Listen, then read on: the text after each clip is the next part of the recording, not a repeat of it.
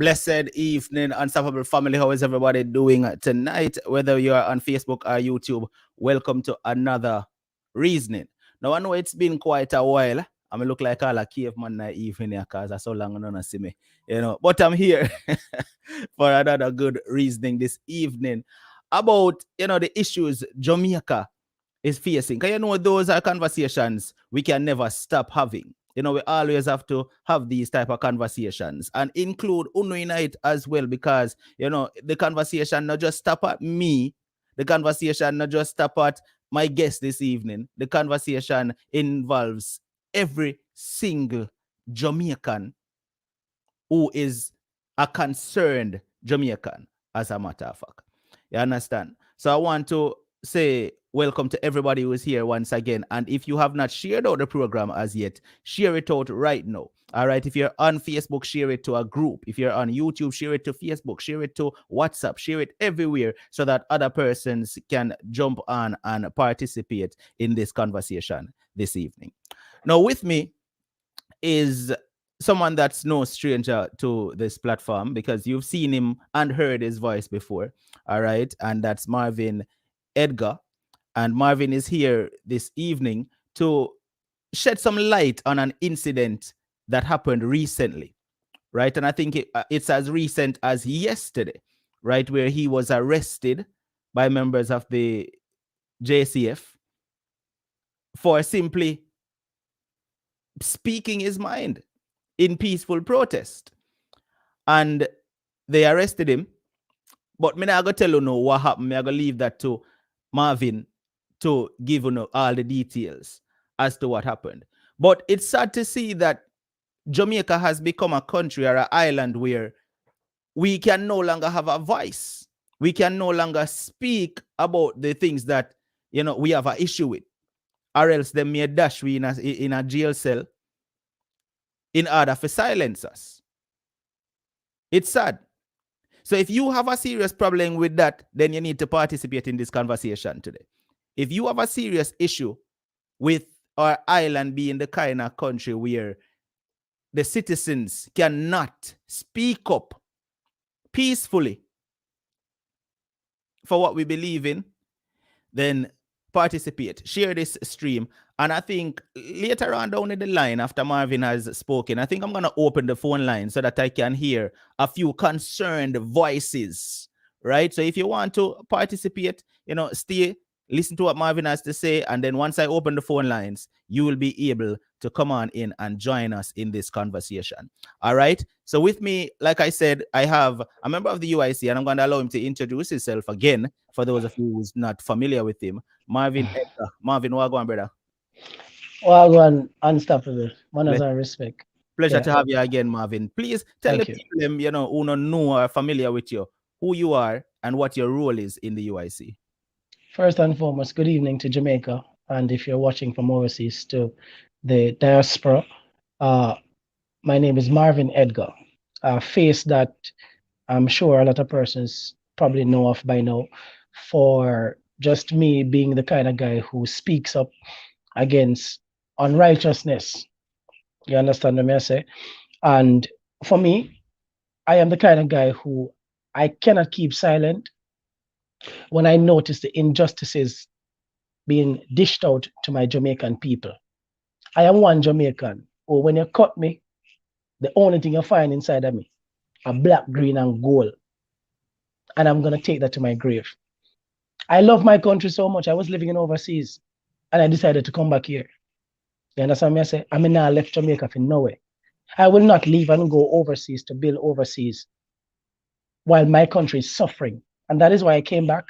And I am now I'm a proud member of the United Independence Congress, Jamaica's third registered political party.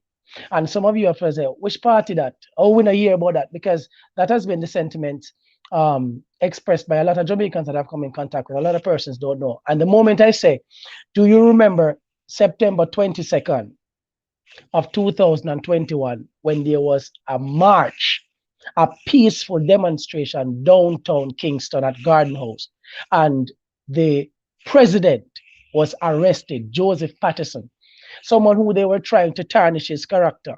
Andrew always send him bad man police friend them. Yeah. And we all know how it go already in Jamaica. You do not have the right, you do not have the constitutional right that you have to peacefully protest in this country. You can't talk. Yeah. Right now, me know say a couple police good for dog have a gate. But guess what? I don't know which part me there. You can always get the address on off for the driver's license. I mean, I hide from you. Because when I hide, I am everywhere and everybody know me. I mean, not even wear mask. Me not even wear mask. I mean, I wear hat. You understand what I say? The only time I wear mask is when me absolutely see the need to wear one. Like yesterday when me a protest, I mean, no say they will never come on the scene. I put on my mask. So as it is, for the persons who need to know, I am presently the acting communications director for the United Independence Congress, Jamaica's third registered political party. And I will shed more light further on in the interview as to why I am stressing on the fact that we are registered. And I'm going to show you the level of corruption that is in this country. All right. Thank you, Marvin. Now, you see him pretty agitated, Marvin. Yeah, man. Pretty Bad. agitated. You know, I know you're normally one who, you know, speaks passionate, you know, about whatever you're addressing, but this evening you just seem agitated about what happened. So what more you do right now is, you know, tell us what happened. Like I know you mentioned that you was having a peaceful protest. First of all, what is it that you were protesting on? Well, so there were a few rulings. I mean, it's a protest that I believe is overdue. I am the kind of guy you can't study me, so I decided to take to the streets yesterday. There are a few rulings in the back from the DPP, recent rulings. One with the Floyd Green and his friends issue, who blatantly, you know, broke all the Disaster Risk Management Act. Them broke everyone. There was no mask. There was more than 10 persons in the group, and it was no movement there. Yeah. And them have a party while all the other Jamaicans, we have to sit down our yard. Right? We were so tired of staying home. Whereas this MP and his friends, you know, they broke the law. And when I saw the blatant disregard for law and order coming from a member of parliament, yeah, and to have the director of public prosecution, the DPP, the highest judge in the country, I got rule against that and said no charge. As a matter of fact, let me tell you, if I want to disrespect to the Jamaican people started happening when Andrew Holness had this Floyd Green man who should have been in lockup, came to him, Andrew, and tendered his resignation. The other Jamaicans, them, we don't get the chance to tender nothing. You know what we get to tender? Tender ourselves up in our back of a jeep and get box and kick from police and soldier. A sudden treat in a Jamaica. And then we told if you have to go court, go pay 200 and 300 and 400,000. As a matter of fact, on the need for no say, the maximum charge for the same breaking of the Disaster Risk Management Act are $1 million. $1 million. Because, you know, we are one stupid $50 mask or $30, $100, any much you pay for your mask, right?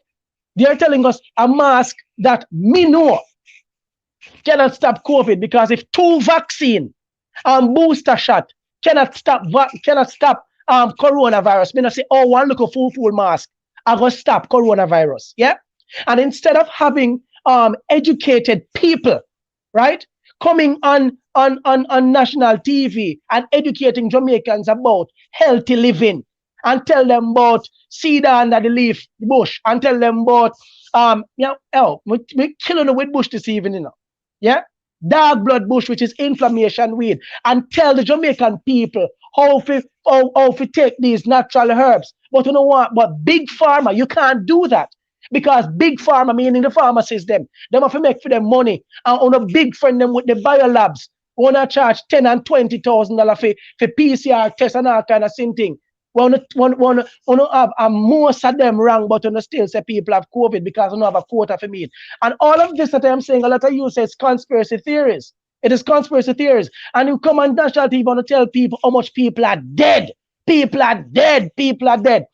Everybody who don't want to know if people are dead from COVID, I don't want to know if people are dead from COVID, go in at the town center them and stand up and say if you say one, somebody drop down and dead.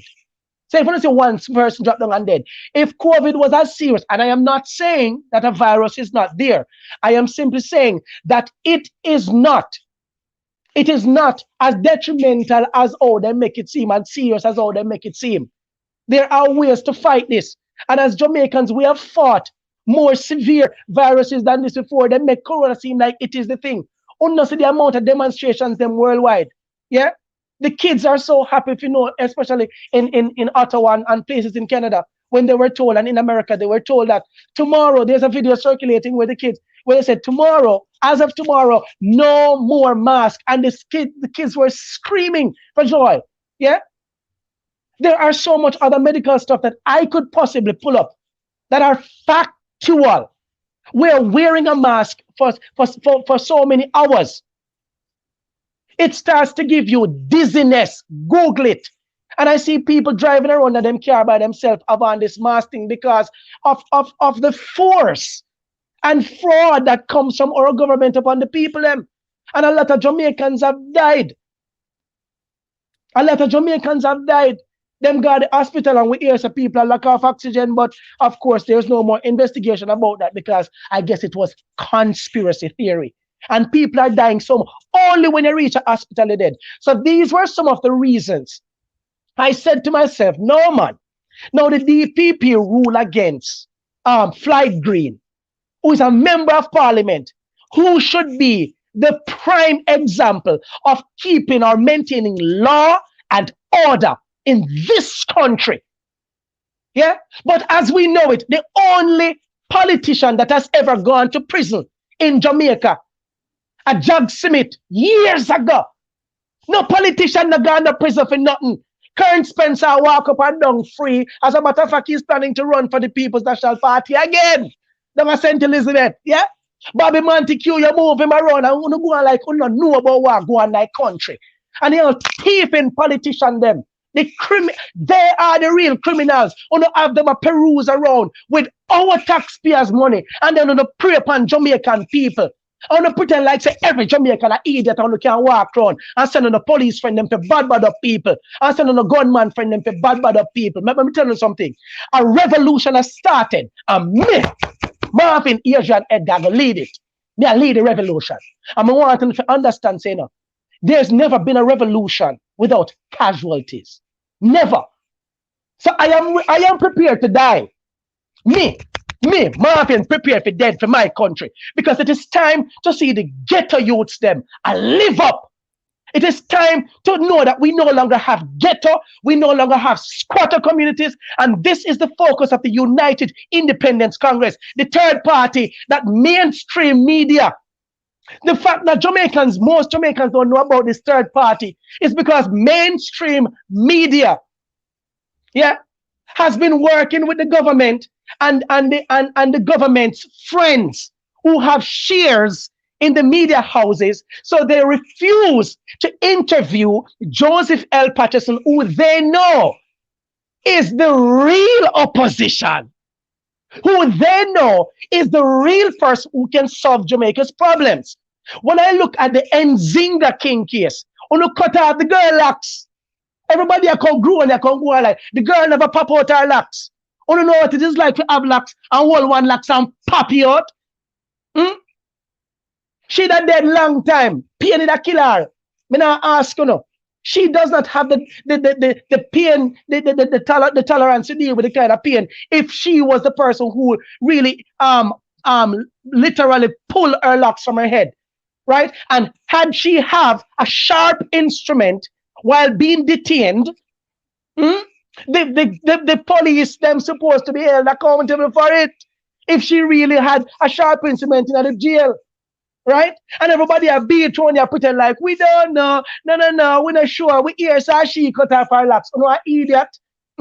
And to know that the DPP ruled against that. Again, the Rastafarian community in Jamaica would disrespect the Rasta them. Yeah? Bustamante issue. Big old one in time. Say to bring them in what? Dead or alive. Dead or alive. Years ago, on a pretend like there were so many Rastafarians who died because the government of Jamaica undermined the people, disrespected these religious groups, and not give 2 cents about them and their existence and their liberty. It's not protected. There are two Jamaica we have, you know. Jamaicans will wake up. I told Jamaica we have. We have the Jamaica for the rich. And we have the poor Jamaica, the poorer class of people them, who nobody not care if you're dead a morning. I am sure if a member of a politician family died tomorrow, we hear it on news. And it's on the news until them bury, all after them bury, we still hear about it. But the regular Jamaicans, they want to kick and kill and give guns and bring guns in the country. And the youths them. I want to kill off the youths them. Yeah, make the youths them turn on them one another, kill off them one another. And the youths them not even smart enough to say, yo, if we get up every day and kill off one another, kill off. Me a labor right, me a PMP, me a go kill you. Yo, me a this a gang, me a that a gang there. And we have the divide in this country that is reaping havoc for our brothers and our sisters. When Jamaicans come together, there is no other nation on the earth that is as cohesive and together, especially, for example, when Usain Bolt or a Shelly-Ann or a Ilian Thompson, when them people that run and they win, Jamaicans are jump up in a bar and all boat and we are beat back cover and we're loving each other. When we qualified in 1998, when Reggae Boys qualified the World Cup, everybody happy and we good and we are party. And you can see the jubilation and you can feel the unity. You know much country grudge for them, there's something there. But we, the politicians and the constitution that is now, have divided the people so much. That's why we have this a party and that the party. But under the United Independence Congress, we are promising the Jamaican people no more party. No more party. We're going to be one Jamaica. And this is the sign for you. This is the sign. And this is it. The handshake. A handshake. This is our sign, meaning we're going to come together. We have plans. We have plans that can change Jamaica in a one term. We don't need 2 term. Only can't come together term them. A 1 term we want.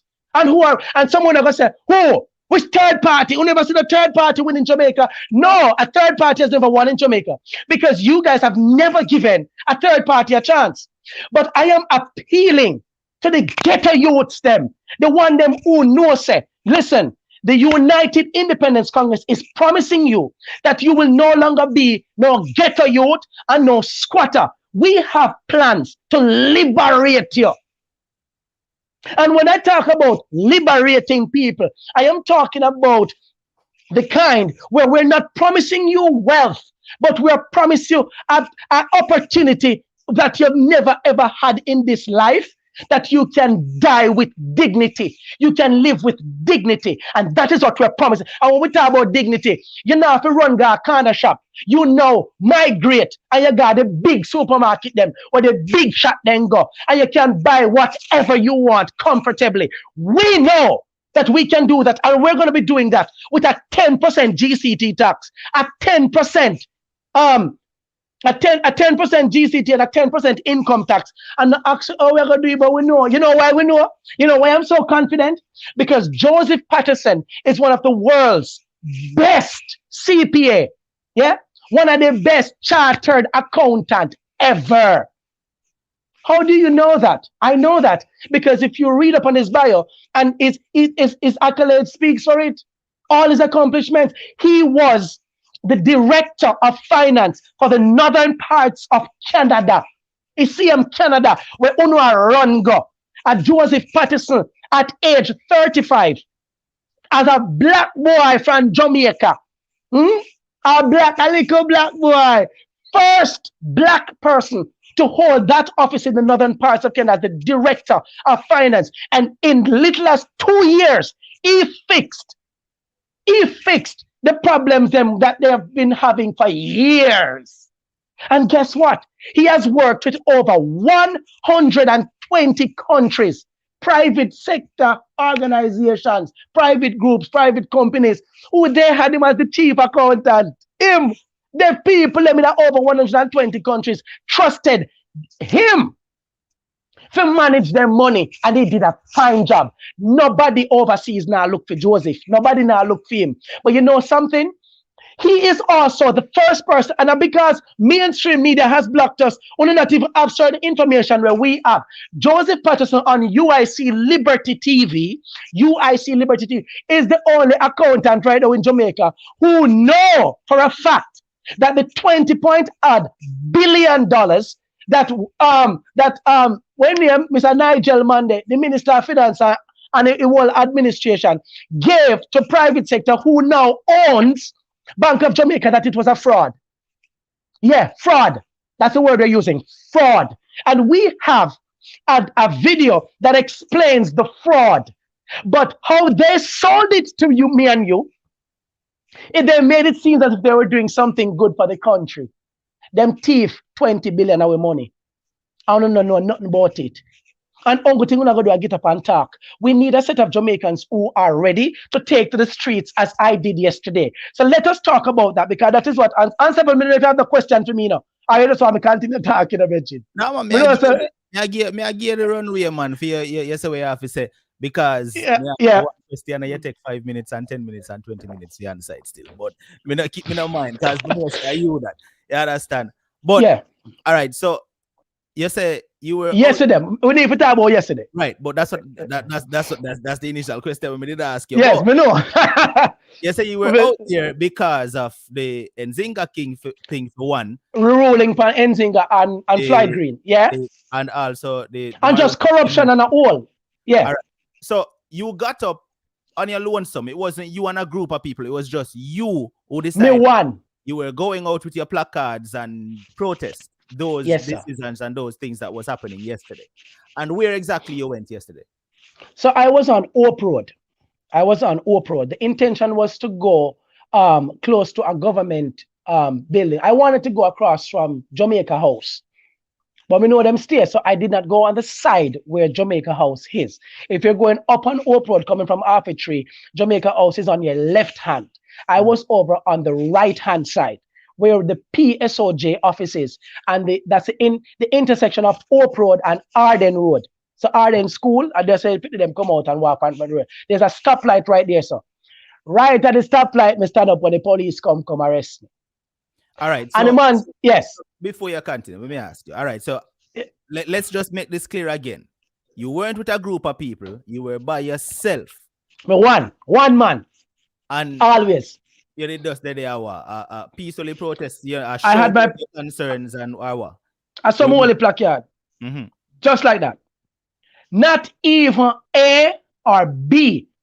I was not in the road obstructing traffic. And for the many persons who took photos who are looking at this, who remember, you can post the photo or the video to Unstoppable so that them can see say and not lie the man I tell. And there are cameras across from Jamaica House and camera from PSOJ right there, so on the street like that. Yeah, them catch me there. That's exactly where the police came. Sergeant Morgan from the Arfitry police station. Yeah, have another question? I want me. So no, we are gonna get to all of that, man. So were you? Because I'm trying to get the motive behind this, So the crime. Were you? Was it obvious that you were a UIC member? Were you wearing your UIC shirt and stuff like that, or no? As always, Marvin ever swag. I had on a blue jacket. I was not hiding as to who I was or what I was representing. Frankly, even if I was not a part of the United Independence Congress, I would have been out there. You know why? I've done this before across from the CM Jamaica House. We did it already early last year before I joined the UIC. And I was across from the Jamaica Observer. Yeah. And it was captured even from Pinkwall. They have a copy of it where I was talking explicitly about when the same DPP, when she was given $320 million of our money to go renovate office. Yeah. So yeah, I was there by myself and the stoplight. I only asked that question because I want to know if I ride them a ride pass and Sisse is a UIC member over there and say, you know what?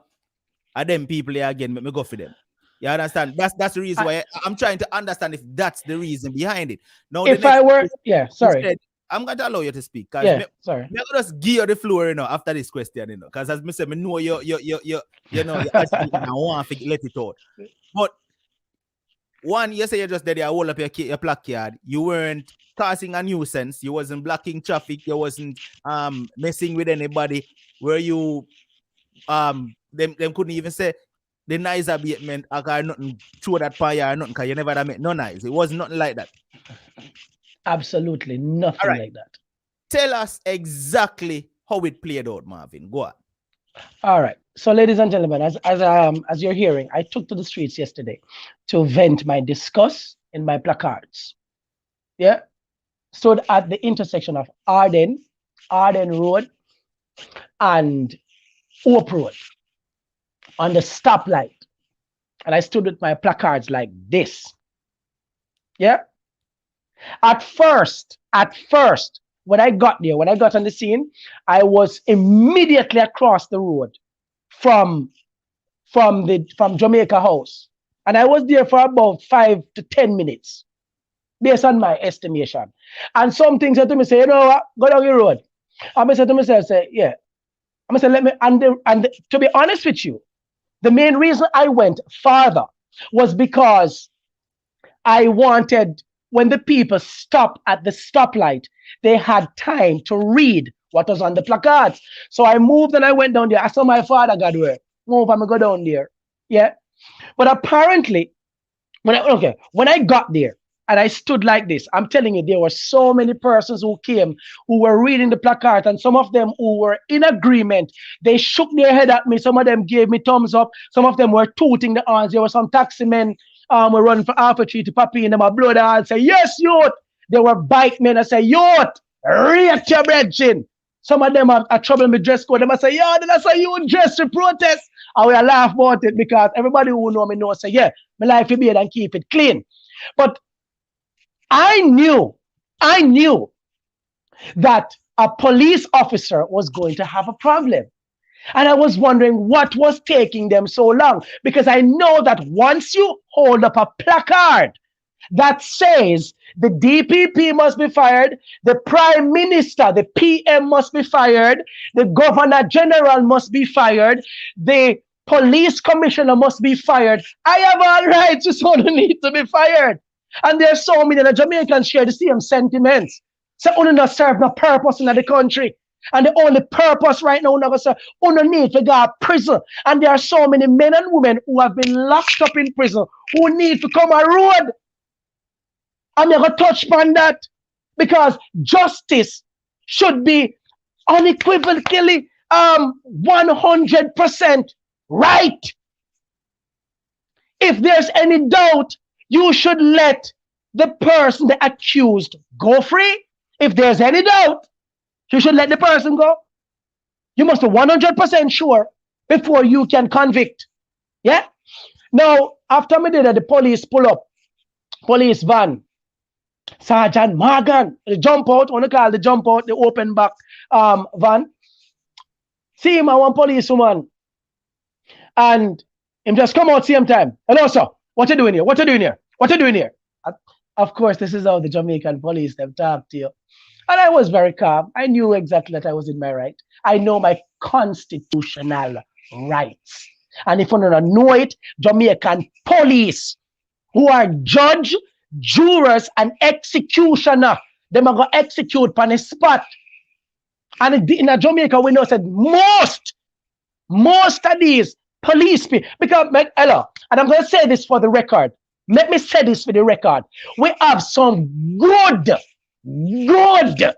police in Jamaica. We have good soldier in Jamaica. Never say it again because I don't want nobody say you never said. We have good police here. Good police that wants to do right. And when they try to do right, they move them and put them at some country police station. When they are against the injustices, yeah, they move them because they're not gangster enough to disobey and work with the bad man ways of policing in this country. So we have a police force and not a police service. Yeah, all of them keep forgetting, or most of them, not all, most of them keep forgetting. Say, me, the boy where you are going to lock up, or me, where I go violate my constitution, my constitutional rights. And me, maybe $1 out of me tax money in a year salary. Eh? Maybe a $2, we don't know how much, but me know so the boot on your foot. Maybe one of me dollar. Put that on your foot. Because we pay honor and you have to have respect and manners to every citizen. And you must proceed lawfully. And that's your job. You must serve. We're not getting a service. It's that you must serve and protect. We're not getting a service. We're getting force. We're getting dictates. So the dictatorship in the country, it will know a bad man. I know a big old long gun I walk around with some on the face cover up. Me see somehow no like in a desert and like in a snow with scarf and all kind of sitting in a hot sun. Una see some idiot take on yourself to menke. Eh? I want to drive fear in ordinary law-abiding citizens. I don't know where the gunman them. I don't know go there. I don't can't go there. Why? Because when you go up there, politicians call and say, yo, leave. I don't know. But you know, who the takes that man like me, unstoppable and the other little people them where, yeah, on the field say we're not bad people. And I say we're not bad people. And I say we can't do things. But we just know say we don't want to spend the rest of our life behind bars. And you see when me I go to prison, if I go to prison, it must be worth it. It have to be worth it.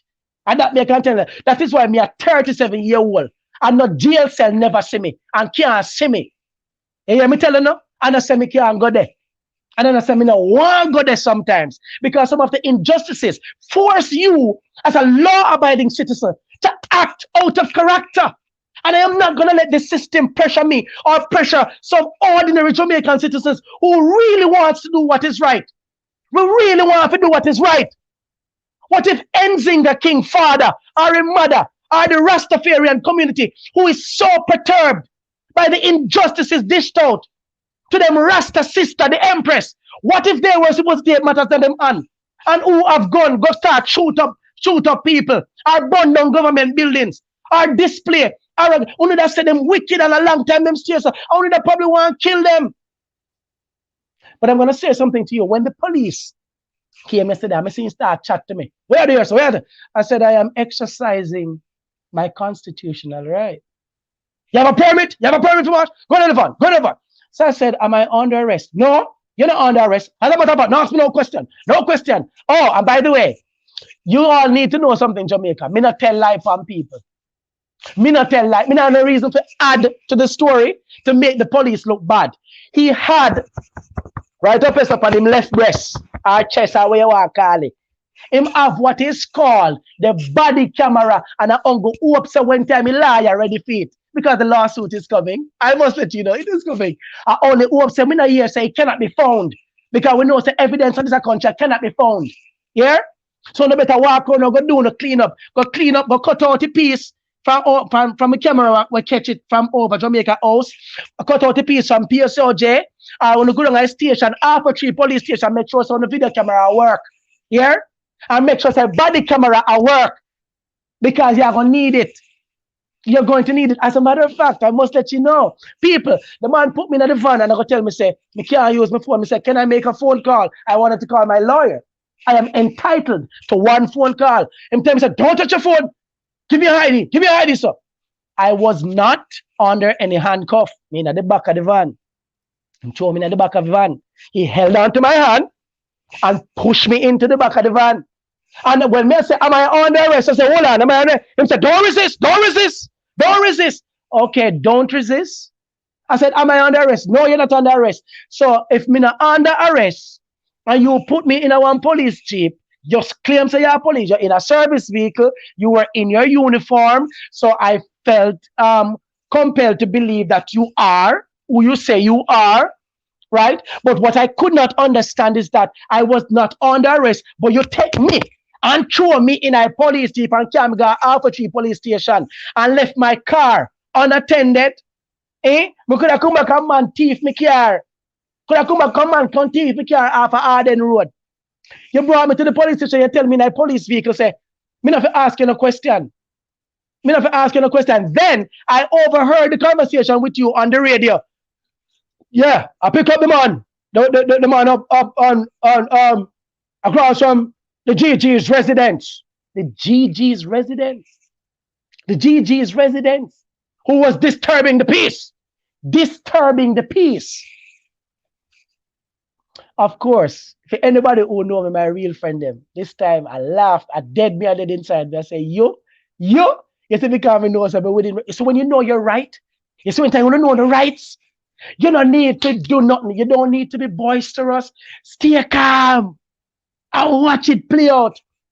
When him came, I go down at the station, pulling at the station, of course, and then come out and then open door, cheating like a criminal now, you know.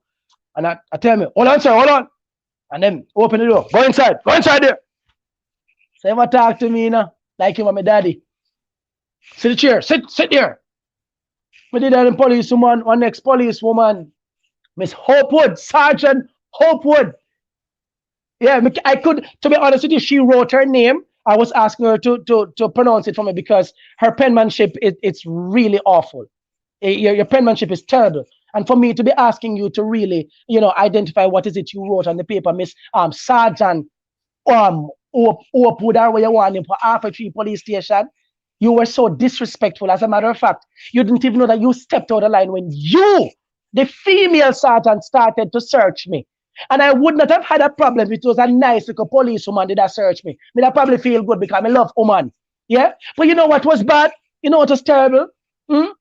You search me and you put me for sit down and treat me and tell me say me not under arrest. You took away my phone. When you take away my keys. When you take away the marker when me use to write up the placard. I want to put it on the police desk. You did search him? No, him said never search. So she proceeded to search me. And did you know it's against the law for a female officer to search a male person? Did you also know it's against the law for a male officer to search a female? On the need to know the rights. Yeah. So of course I was just enjoying it, and I was just there sitting, and she do her thing, and I sat there. As a matter of fact, there's a chair in Alpha 3 police station, one brown chair, almost look like rocking chair, but on a rocking chair. And him take it up, and it have one handcuff on the foot of it. I guess when they have prisoner in there or whoever, them usually lock them on the chair, but them never put it on me. And then take up the chair and put it in one corner after me decided to ask a question. Am I under arrest? Huh? You know what? Well, come around here, sir. Come around here, sir. And they put him around here, sir. Like they wanted to teach me a lesson. This is how our Jamaican police, and you can know the ones who only have 5 subjects. You know them. You can tell. As a matter of fact, who have you know what? Let me not be cynical or rude, but I am just extremely disappointed and disgruntled at how our police, men and women who should be serving, yeah, you can't look at one man like you should know some other criminal. You should know some other criminal. As I look at you should know that this a boy a problem. Me problem. I'm not gonna make on your head hot to know. All right. So this evening, so now watch this. We got over 200,000 Jamaicans are gonna get this right now after unstoppable thing. Yeah. Yeah, people are gonna know. And people are gonna share it. I don't know if you share it. Let me tell you this. Oh no, I am the voice for the voiceless. Me. And the voice for the people who can't chat. And the people who don't know what to do. And let me tell you this, you know. I am gonna tell you this. I am gonna represent my country very well until I die, because I love Jamaica, I love poor people, and I want to see them come out of their depraved, poor state and rise to a state where they can afford a house, they can afford a car, and they can afford to live in this country with dignity, and their kids can be raised up in this country and go to good school and have good education, and then come out and they'll have good job, and the country is just doing good things. And that is what the UIC, the United Independent Congress, is offering. Well, on the answer, Monsieur, come on, don't move, because the most interesting part, my boy, is that after them do what them do, them decide to send me around at the back of Alpha 3 police station, one little place. I think one little container. Them make and turn in our office. to one place. So if you take my profile, they were going to take my profile. When we go around there, of course, the detective, and I must big up, I'm going to big up the detective around there, sir, who did his job and did it lawfully and did it the right way. Besides, I'm not even have him name. But the detective, a little short man and him, yeah, we're playing close. Decent guy, very educated, and him named a look friend. He was just simply quoting the law. And he did what he was supposed to do lawfully. And then he found out that I had no reason to be there. I had no reason to be there. And of course, ladies and gentlemen, the same man who then said me wanted to process me and for right, they did take my information, which I still feel violated for, but I guess they were doing their job. So How them long they having them held on to you system. for, Yeah. Marvin? How long they held on to you for? Um I would say I was at the station for about half an hour. Max. Max. I was there for about half an hour. And Because wow. they found no cause for my being there. And I was told that there was going to be a car that is going to transport me back to where they pick me up. And I was given back my placards, I was given back my phone, and I was given back my ID and my marker and my car key. It was a police inspector lady who actually drove the van. And when I was in the SUV, the police inspector, they were, I don't, so I don't know why them give you back the placard, them. Why they give you back the placards? She has no idea that I was wrongfully arrested. As a matter of fact, I will go as far as to say I felt as if I was kidnapped. A kidnap or kidnap me because me not under arrest. And you hold on for me and tell me and order me. And I mean, me never resist because me know Jamaican police and then gun. And me no want him dry and shoot me and say, I resist, me not resist. And I resist arrest, although I was not arrested. Yeah, the country. Yo, the police there, you need to get a medal. Yeah, sergeant, you're wearing one, two, three chevrons on your arm. Huh? I'm going, yeah, sergeant. You, Sergeant Morgan from the Alpha Tree Police Station, the constable lady that was with you, I know that she did not want to do it. Me don't want the trouble come to her. I mean, no, so she could override what you were doing because you were the superior. But that is the problem. Because what she should have done, you are a lawmaker, yeah, and you're a service provider for this country. You should have stood up, constable, and said, listen, I am not going to be a part of this. This is wrong. One man under the stoplight with him placards, not even his voice was being heard because I was not speaking. My placards was doing all the talking for me. And we put him in a vehicle and carry him down the station. Only to find out now down on the station say the man never did nothing wrong and we have to let him go and give him back him placard. And we will have to transport him back all the way up there, sir. So guess what? You see, for the wrongful arrest, my lawyers are already on it. So the Commissioner of Police, the Attorney General, there will be a letter that is an email that will be sent to you, and a letter will be on your desk. And trust me, there's going to be so much more because we're going to turn up the heat. You don't need to understand, say, in a Jamaica, and when a police in Maypen, look for me and tell me, say, police never lose a court case. Really? Really? You see that boy? Remember me tell you, say, me can't lose. Me can't lose. I want to have my address, you know. I don't have my address when you can't call, look for me. That glove for so no. Say no bad man friend them because I saw no work. But me can't tell you this. Sergeant Morgan, you're gonna lose your work. Yeah. You should be removed from frontline duties. You should be stripped of every badge where you think you earned. You did not earn that. You don't know the law. And if you don't know the law, then you cannot be the one that execute the law. No, you can't do that. You can't grow on and lock up people because you don't even know where you lock them up for. And that is just crazy. You have to go. You have to go. Sergeant Morgan, you have to leave. And as a matter of fact, you see Miss Open, you, when you say you're a sergeant, she's a sergeant too, you know? She a sergeant too. You Miss Open, Sergeant Open, who refuse. Oh, and by the way, I was asking them what's the first name of the sergeant. Me I asked them, can I have his badge number? The police station that the same man work, I got them in the room there, so. When you enter into the police station, I go tell me, say, I can't come there. That little short constable boy what they did there. Me not even know a fame name. I go tell me, say, oh no, sir, You don't get a chance to demand. You can't demand nothing in here. I said, I want his badge number. I want his name. But me not get the chance to demand nothing in here. So you're a public servant. Serve me. Me say me want him badge number. He brought me in here. And people, I'm gonna tell you this, Jamaica. I left out of that police station without the first name of the sergeant and without his badge number. That information was withheld from me, which should be public information. And it is my right to get it. It is my right because I him care me go there. And I was wrongfully arrested. And I want to make sure that the lawsuit have the right name. So don't worry yourself. He's attached to the Alpha Tree police station and he wear glasses and in tall. Yeah, and he does not know how to articulate himself well because, of course, you know, the level of education will run up and down through that.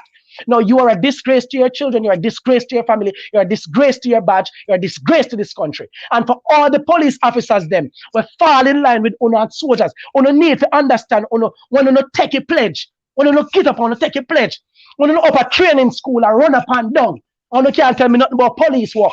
When UNO up a training school and run up and down, you know, UNO look at blue, UNO navy blue shorts, and bobby socks and sneakers with a white shirt, with a board gun and train for 21 weeks.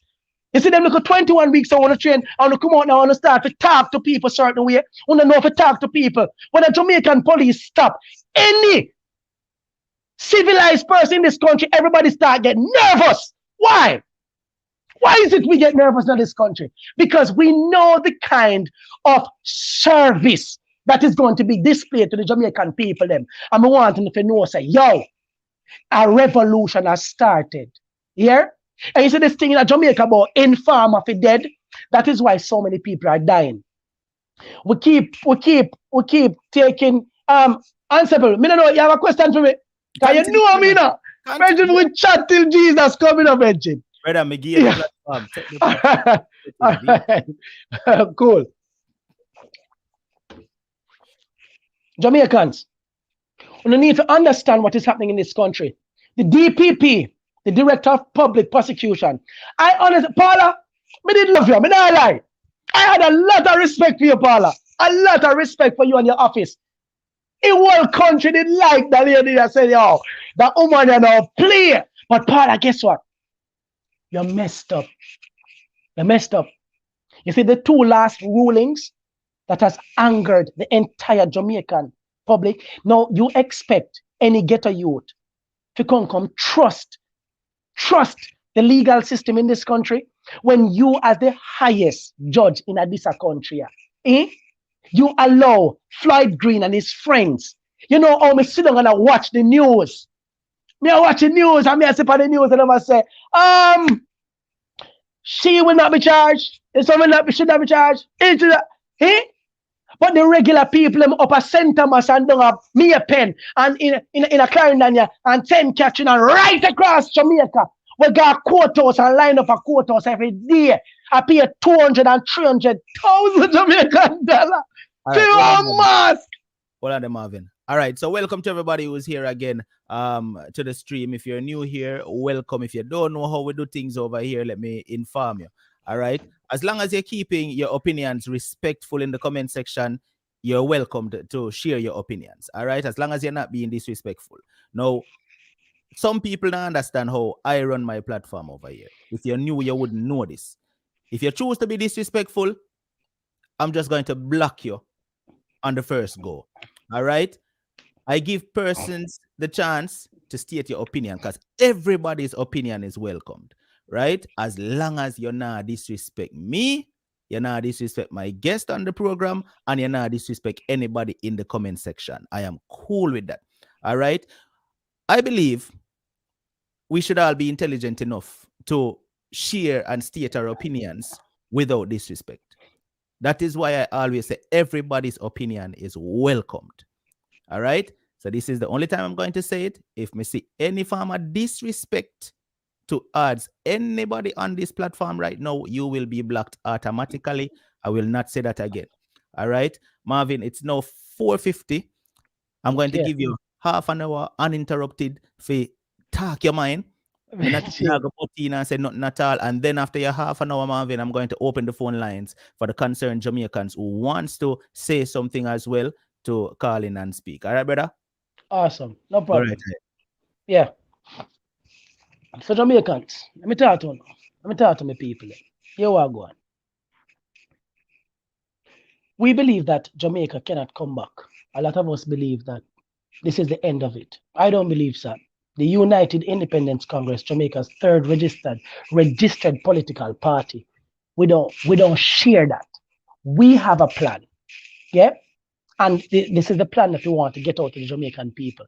As a matter of fact, we notice also that in our chat groups as a party, that we had some spies. We had spies because there are some key things that were discussed that we realized that the other party then start to take up. A lot of you would have also realized that the local government election, again, for the second year, has been postponed. Yeah, Andrew Holness decided to get up every day and decide to say, yeah, nah, go on. But let me tell you something. Let me tell you something, Mr. Holness. And let me tell you something to every single one of you in the parliament. You see the 63, I know, and your associates, and I'm talking about lawyers, I'm talking about the judge them wanna have, we're talking about on a bad man friend them, we're talking about on a police friends, on a soldier friends them wanna have and doing the dirty work.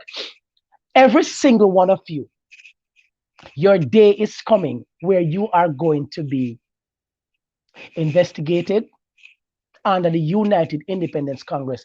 We are promising the Jamaican people for the first in a Jamaica, we're going to see politicians walk in a one long line because enough of them in a go prison. And we not joke. We notice Mr. Andrew Holness, you know, big boss. I got the big boss, you know. Andrew, you're a boss. Yo, I real boss. Yeah, man. Yo, you hear when you come out and say, eh? And you notice it was you who made the statement that if it was up to you, you'd have give them life imprisonment. And of course, you tabled it. You tabled it. The bill has been what? Passed? I believe the bill is now passed or whatever. Anybody who is caught with a gun. What do you think about it? We don't make gun in a Jamaica, but you know, I promise the gunman them. You know, I promise the gunman them 15 years before they're even eligible for parole. 15 years to life. You know, I promise them life imprisonment if you're caught with an illegal firearm. So what about the persons them who carried come here? Because most of them who have a gun, they never carry one come here. And when I met gun here, we have found homemade firearms. And for the persons that we probably would have locked up for homemade firearms, these are persons who should not be in the prison cells rotting away now. That for sure is a head enough. When a person make a homemade fire, me can't make a homemade gun. Or the one when me make can't fire. Because when we grew up, we used to make boat gun. Yeah? And try to shoot off one with boat gun. But we were having fun. We were having good, nice, decent fun when we grew up. Yeah? I play gun war. Now, when you find a ghetto youth who sat and worked out the physics behind a gun and make one homemade firearm that actually fired. You know what you should have done with that young man? Yeah, we know say it's wrong. You shouldn't make that in a virgin because they can make box truck and they can do what. But you should have seen the gift in that ghetto youth and take him and put him into an institution, not prison, and try to rehabilitate him and turn his skill set into something more valuable. But the only thing we know in this country is to criminalize people and criminalize plant. Uno say that uno decriminalize ganja, but uno still a lack of people for it. Uno still a lack of people for ganja. Uno say uno an idiot. Uno don't even know the power of marijuana. Uno know the power of marijuana. So if it, all right, what? For the life of me, I'm not afraid to ask the questions and challenge it, right? There are states in the United States of America, yeah, and right in Canada too. In the United States of America, there are some of the richest states in America. Marijuana is legal. You think I do it on Google it? That's Colorado, yeah. Ganja legal. And in Jamaica, the Rastafarian community have been telling a long time, say, yo, The plant is a powerful plant, a God make it plant. Hmm? But because you know the power of the plant, you try to criminalize the thing and criminalize anybody who grow a plant, one tree. Did you know that the ganja leaf, if you never know, let me tell you about ganja leaf. Yeah? Ganja leaf has 4 times more protein than kale or lettuce. 4 times more protein. It get vitamin K from it. You get iron. You get magnesium. You get folate from ganja leaf. You just dry the leaf and you crush up it and the dust, yeah man. And you put it, you can sprinkle it on your food and you eat it. Yeah, true. Protein, magnesium, folate, vitamin C, vitamin K. Yeah. Ganja leaf. I want to do on a criminal. So why is it on a lock up? Why is it on a criminalize the dark blood bush, inflammation weed, which is one of the most powerful plant here? So why not criminalize seed under the leaf? Why not criminalize Guinean weed? Why not criminalize guava leaf? Why not criminalize sarin seed? Why not criminalize? And I can go on and on. Moringa. Hmm? There are powerful plants in Jamaica. Time on the throw in a rice or on the throw in a soup. Time. On the, go up on the phone right now. Google the health benefits of these plants. On the Google it. Horsetail. Horsetail. That is a bush you can find right down a Trelawney. Grow everywhere. One of the most powerful plants. Why me couldn't not criminalize that? Una is an idiot. Una is an idiot. It had to take a white man under the Porsche administration to come here, so can tell Uno yes in Jamaica say, oh, I have written a book on marijuana. You think me I watch TVJ News tonight when the man attack or write book? And Uno have Canadians here in Jamaica.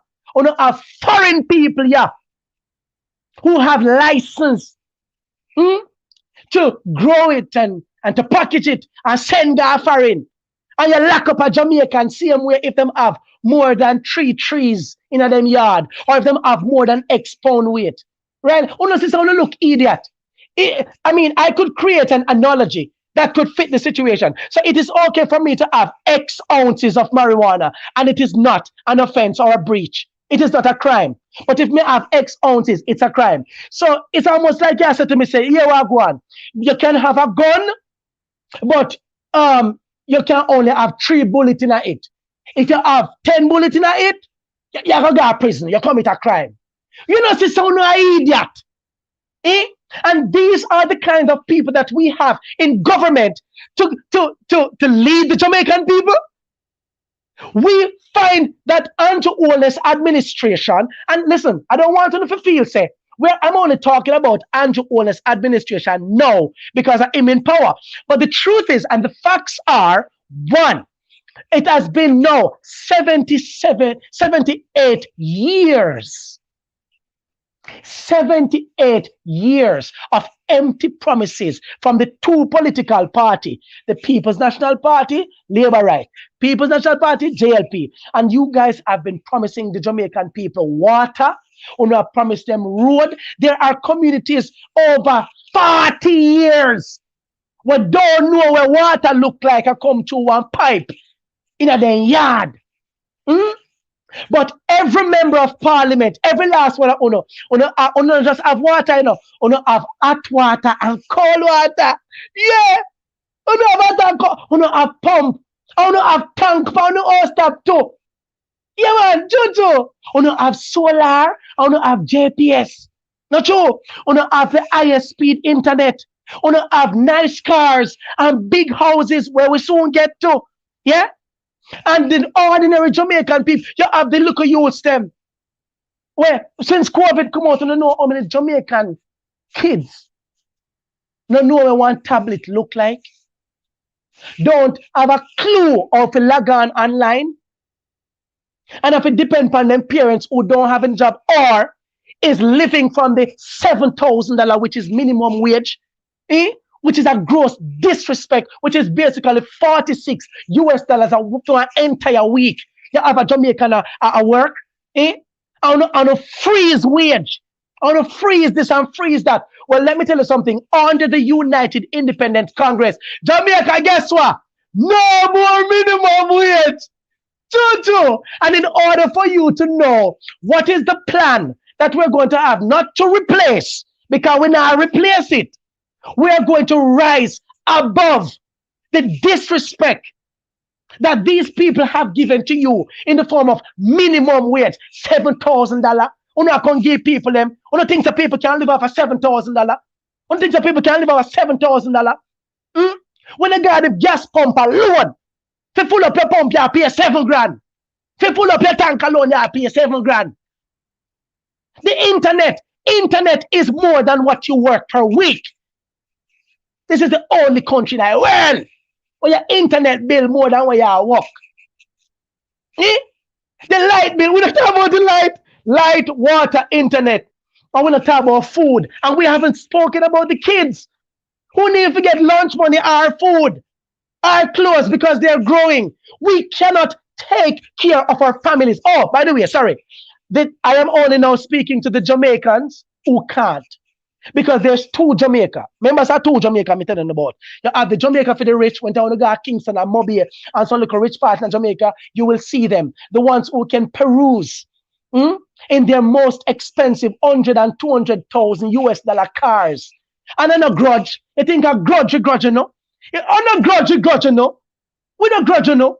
All we're simply asking is for a government who care for the Jamaican people, them, who care for the ghetto youths, them, who will allow the Jamaican people to become land owners and not land holders.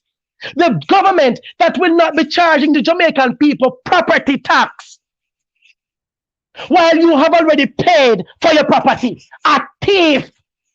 That is the highest form of embezzlement. It is theft. And it's a crime. Under the United Independence Congress, Jamaica's 3rd register party. Where you don't know about Jamaicans, let me tell you no more property tax. Oh, and them have some lands, them call it crown lands, and government, not even, as a matter of fact, let me tell you what the United Independence Congress first mission is when we take up office. They see the Constitution we want to have there. They see the Constitution there. The Constitution that divides the people and have the 2 party. We're going to rip up that. Yeah. And I know some of you are going to be like, why is he shouting? Why is he so... And my personality that. And that's not going to change. You see, everybody older, when you look at my old Harbour, you know how well respected me is in an old Harbour. Don't to all them madman, them what we call madman. All them call to me. And all me call to them. Yeah, well respected. And then not just old Harbour. You got Kingston. Me now have to ask you. Big up all of my friends up at Enigma everywhere. Me got Mobile, Clarendon, well respected. You can't go over Alzal go talk nothing bad about me. You have to know that. Bushy Park, you can't chat nothing bad about me for the people who know me. They know it's a good youth. And a youth will love people. You can't talk nothing about me. And Mapen High School, me go an old Harbour High School. Big up to the Mapen High School from Brian's Crescent. Mr. Prady, big up yourself. And you teach me to think and to respect people. And to fight for my country and fight for what is right. Big up to Old Harbour High School, to all my teachers from Old Harbour High School. Thanks for everything you want to teach me. Mr. Weir, principal at Old Harbour High School. You have also helped to carve me into the man when me there. And the man that I am. Yeah? And to all my parents, love of my parents. To all the people in the Old Harbour who grew me. Enough love to Uno. Uno know me. Uno knows I'm real. Genuine. Me not have to pretend. Me ever excited to do to help people. And for know say me no want to see me Jamaican brother and sister them. Uno a kill off on one another while politicians are peruse round in and pretend like them are done. Uno have them as done. They should be our service men and women to provide service. Reputable service to Jamaican people. And mainstream media, you see, on TVJ, because the same story when I went by TVJ yesterday. Me got TVJ and me go over Observer. Yesterday, Observer did not have any reporter to carry the story. So me drive, go back up there today, and want you to take a story. So maybe you see it in the Observer.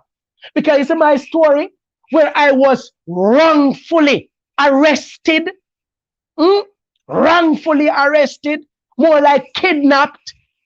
That is story than a story. But I bet if when come out a year, say, somebody in a parliament, them have one sweetheart around the corner. That becomes news for who no? Who not care about me because me and nothing.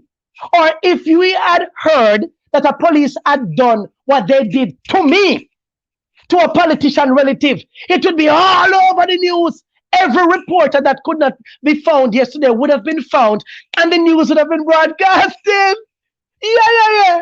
Because that is the Jamaica that caters for one part of Jamaica.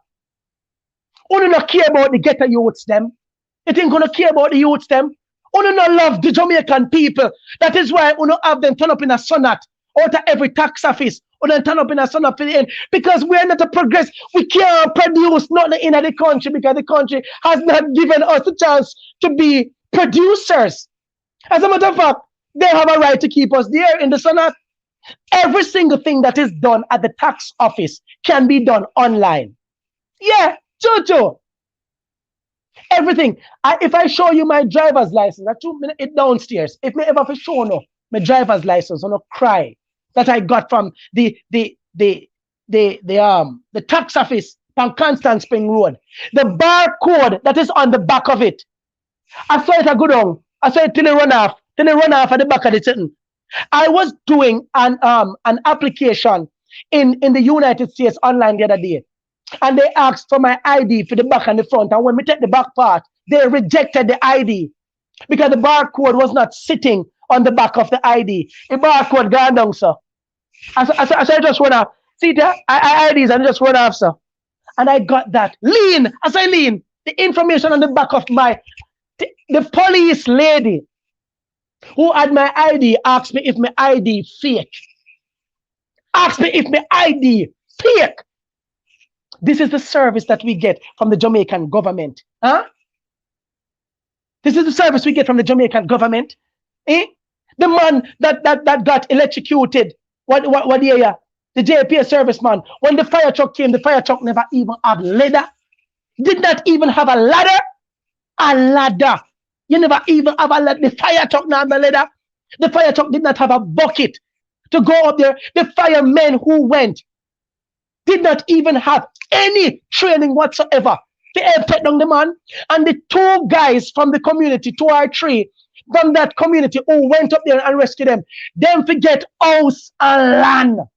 And then forget big money. The money where them are get, only not the politician and some police who are getting, not forget it. Only not deserve it. The corrupt politicians only not deserve it. And them the youth then I get to forget the money. Because they care. And they were willing to sacrifice them life. You know, a Jamaican brother who was trapped on a life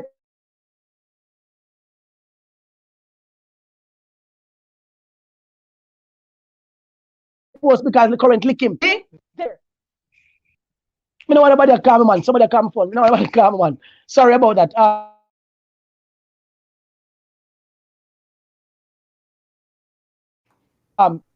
I understand that we at the United Independent Congress, we care for Jamaicans, yeah?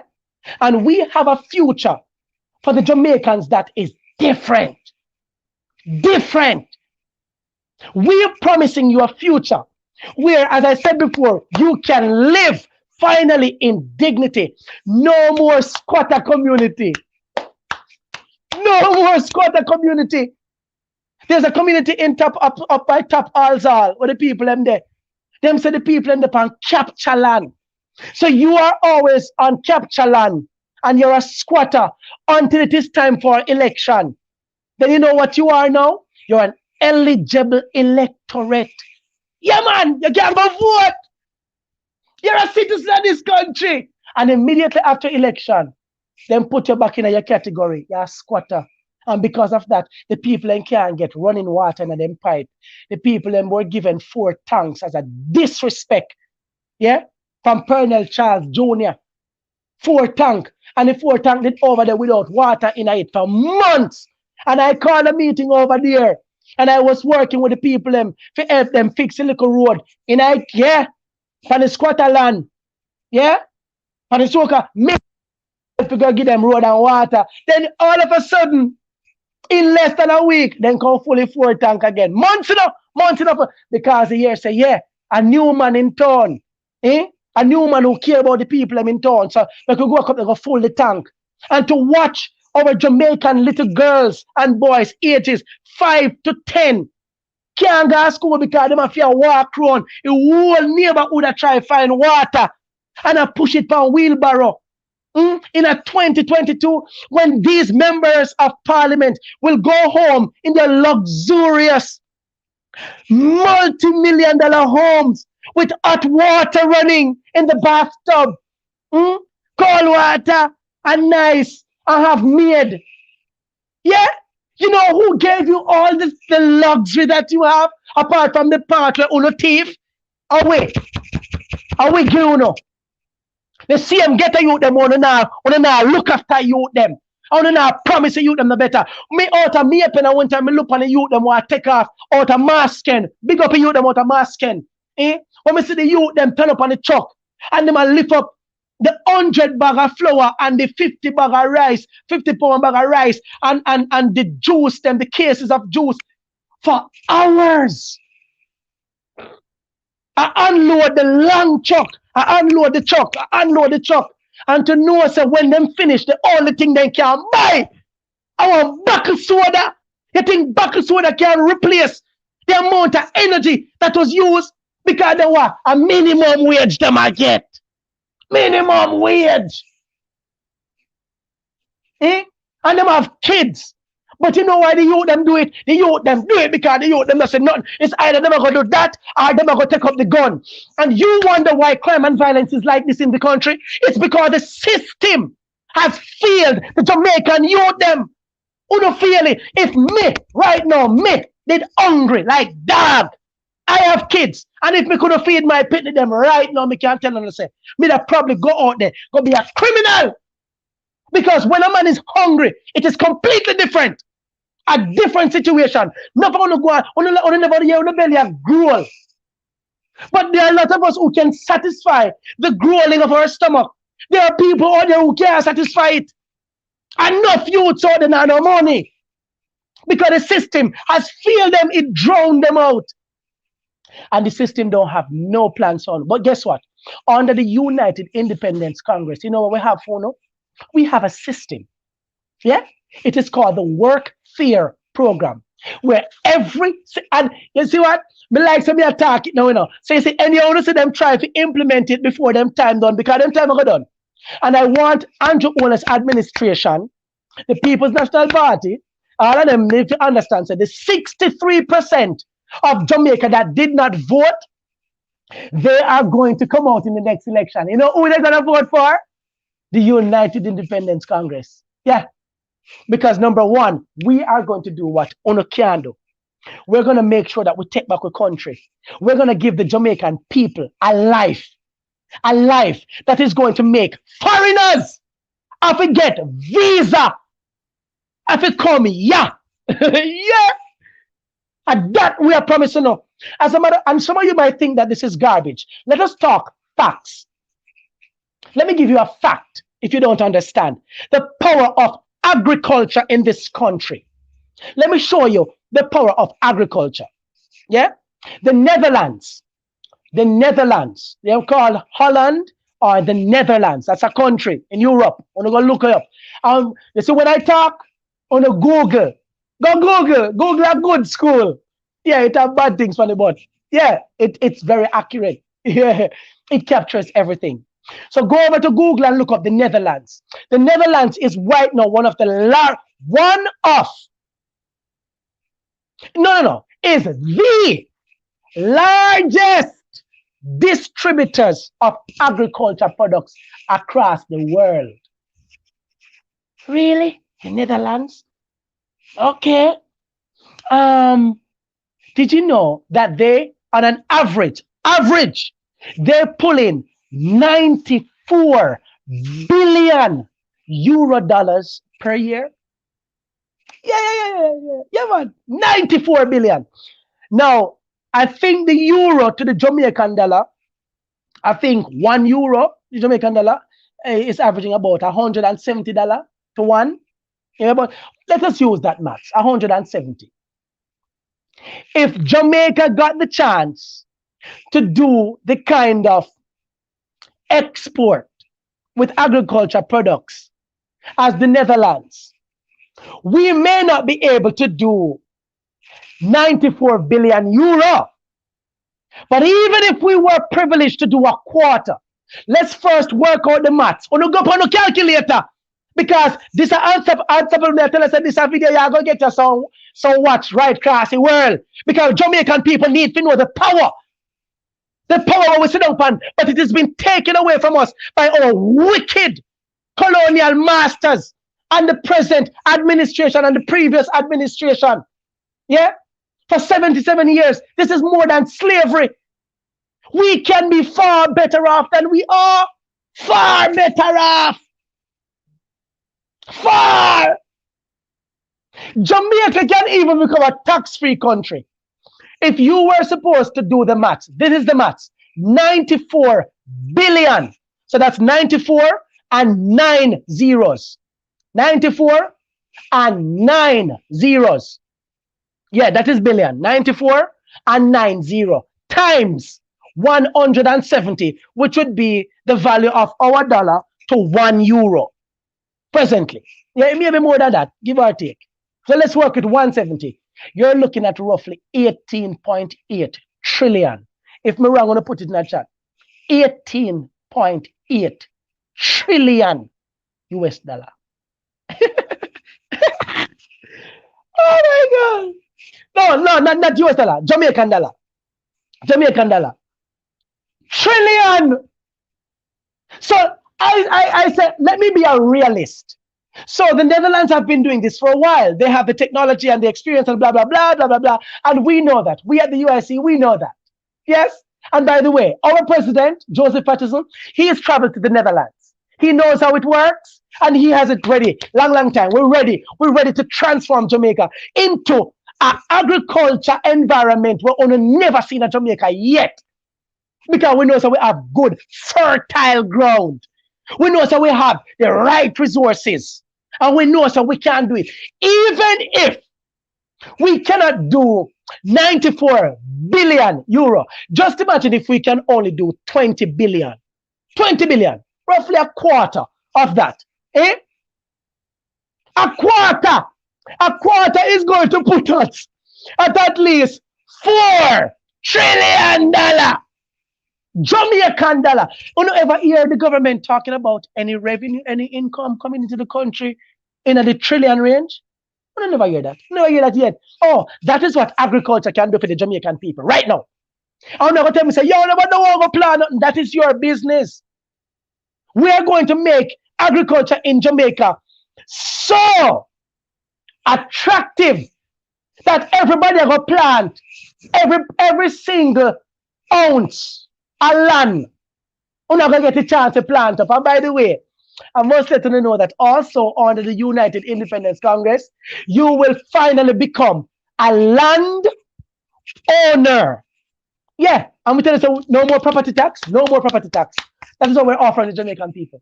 No more, and we will be offering you 10% GCT.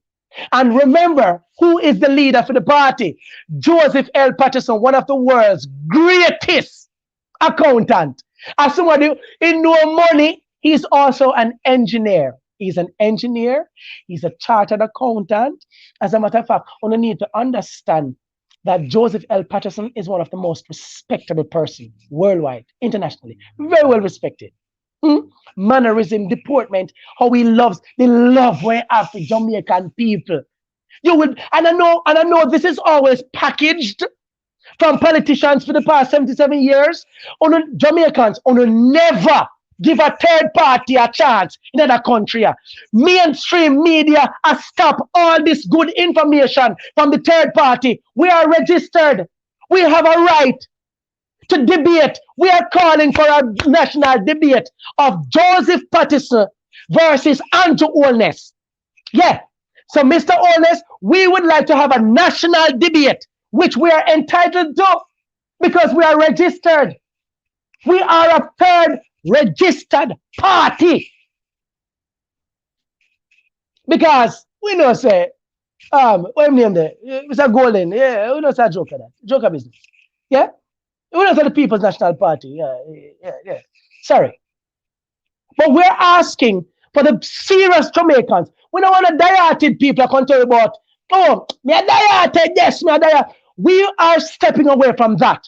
I want the Jamaicans who say, listen, my kids have been suffering, and the future when me say this a country I go down, me no want this somebody put in them, me I go try something new. And you have three options. You either work with what you have now, work with the People's National Party who have already proven who they are. We already know who they are. Them also rigged with corruption.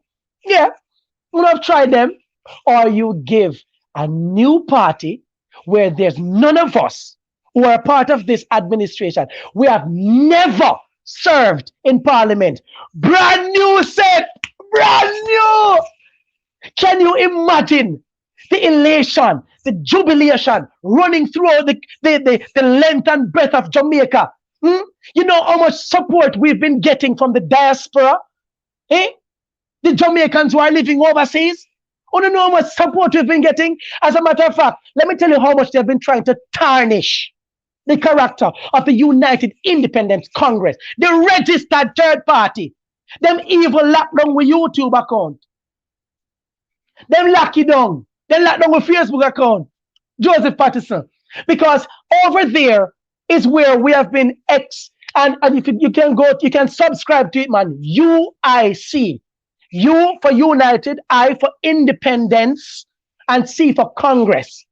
It's a United Independence Congress. So it is UIC Liberty TV.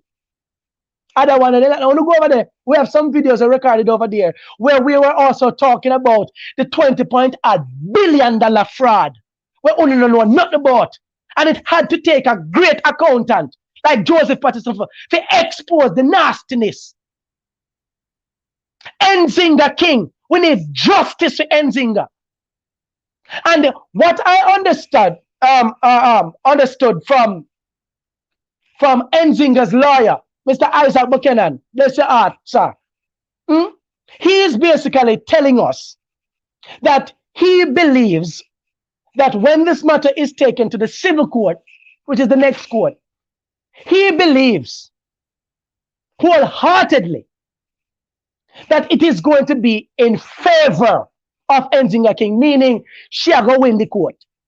Now, if the highest head of this country, the DPP, ruling was not in favor of Miss King, but the higher court or the civil court or whatever, I don't know if it's even higher. I think it's a higher court. But if the matter is going to go over there, so, and the lawyer, the renowned lawyer, the very experienced lawyer, who has profoundly stated that he believes she have a way better chance, 99.99% chance of winning over there, then what's the purpose of the DPP? Why a purpose? How do you think? Don't you think that you have angered the Jamaican people when you're going to talk about the hotel? The hotel now needs to pay for where Fried Green do. The hotel is the one that the hotel people should do, the ones to be charged. Yeah? Because what them should do? How is it? Only do as a matter of fact, we did also hear so Uno couldn't find the video with Fried Green and him friends. It could not be found. But all of a sudden, a ruling was made and it couldn't be found. Because so the Jamaican people should sit down and understand, say politicians just walk free in this country. Light bulb scandal, all kind of scandal. We were tested and proven, and no politician got prison. Eh? No politician got prison. But every day on the lock up ordinary citizens. On the go in I ghetto you, it get us and go plague the ghetto youth them. On go plague the ghetto youth them. Let me tell you something. The ghetto youth them have a new representative. Here, the United Independent Congress, we're for the ghetto people, we're for the Jamaicans who have been affected, we're also for the other, we're for middle class people who have had enough, we're for the teachers who not get their money. My mother has been a teacher, a basic school teacher for over 40 years, and she can't buy a bicycle. She can't buy a bicycle. If she telling her salary, you know, say a lie. Over 40 years. And she, of course, basic school teachers. Let me tell you something about this teaching thing. Yeah? It is sad that the tertiary teachers gets more money than the teachers who have really paved the way for the students. Basic school teacher have to deal with everything to mold the young mind and teach them letter and how to count and how to write the name. That is the greatest part of the development of a child. You never know that. Because if it be to school people then fail, the primary people them not nothing to work with. If primary fail, high school not nothing to work with. If high school fail, tertiary not nothing to work with. So the most important has to be the one who started it, who created the foundation. So to every basic school teacher across Jamaica, we want to vote for UIC because we plan to turn up on the money. Every high school teacher, every primary school teacher, every tertiary teacher on a deserve on the money. To every police in a Jamaica, law-abiding police who carry out real, true service to the Jamaican people. I mean, no, sir, enough on the out there.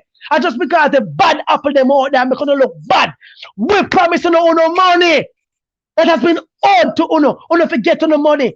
We promise to reform the police force and make it a police service to the Jamaican people. To the nurses who have to look after people's sore foot and to face up to the so-called COVID and all kind of dangerous diseases and bacteria and leave themselves vulnerable. Please, me a ball out to the man. And Uno knows Uno need the money. Uno need a change. Uno need better living.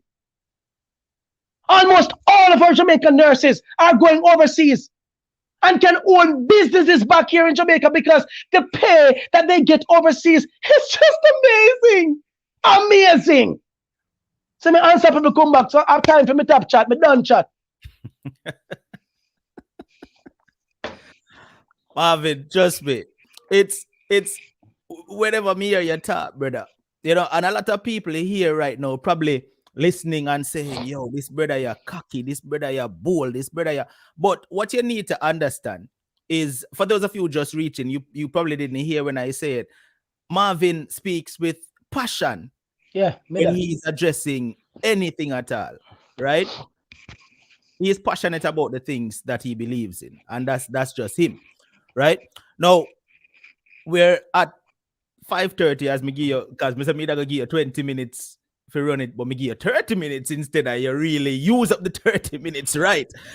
So we're at 5:30 now, so I'm going to open the phone lines for another 30 minutes for persons who want to call in and either voice your concerns about issues facing Jamaica, or if you want to ask Marvin a particular question pertaining to the UIC, you can call in and do so right now. The number will be on the screen shortly. It's WhatsApp only. Don't call the number straight. WhatsApp only, because I see somebody say, Unstoppable, we need an international number so people can call. Anywhere you are in the world, you can use WhatsApp. All right, so it's going to be WhatsApp only. The number is on the screen right now. Put it on the screen now, please. Go right ahead now. All right, so there is the number on the screen right now, 754-317-5747, WhatsApp only. Now, Marvin, while we're waiting on the first person to call, I want you to remind them exactly your role in the UIC so them know exactly who them call for ask questions. Go right ahead, Marvin. I was given the humble, privileged task of being the communications director acting. We're about to have internal elections, so that can change any moment. But presently, I am the communications director for the United Independence Congress, and I'm proud. I'm proud of that movement. Proud to represent it. All right. Proud of it. All right. Thanks for giving them that information. Now, my next question to you, Marvin, while we're still waiting on persons to call in. Like I said, you can call in if you want to voice your concerns about crime, if you want to voice your concerns about the PM, if you want to voice your concern about politics, anything that it is that you want to voice your concerns on. The numbers on the screen right now, WhatsApp only. I know it's a new number, so someone still have to try add it in on the phone, but take on the time. The phone line is open. Now, Marvin, while we're waiting on the first caller, I want to ask you a question because a lot of Jamaicans don't know this. When it comes to Crown land in Jamaica, yes, who owns Crown land? The Queen. Here, there, Crown land. That, to be honest with you, you have. I think it's the same thing them called government land. I do not have all the details on it, but it's a land that the government is in charge of. Government, I think, are crown land, and these lands are valuable lands just sitting there, and it's only crown land until when somebody come with the right price.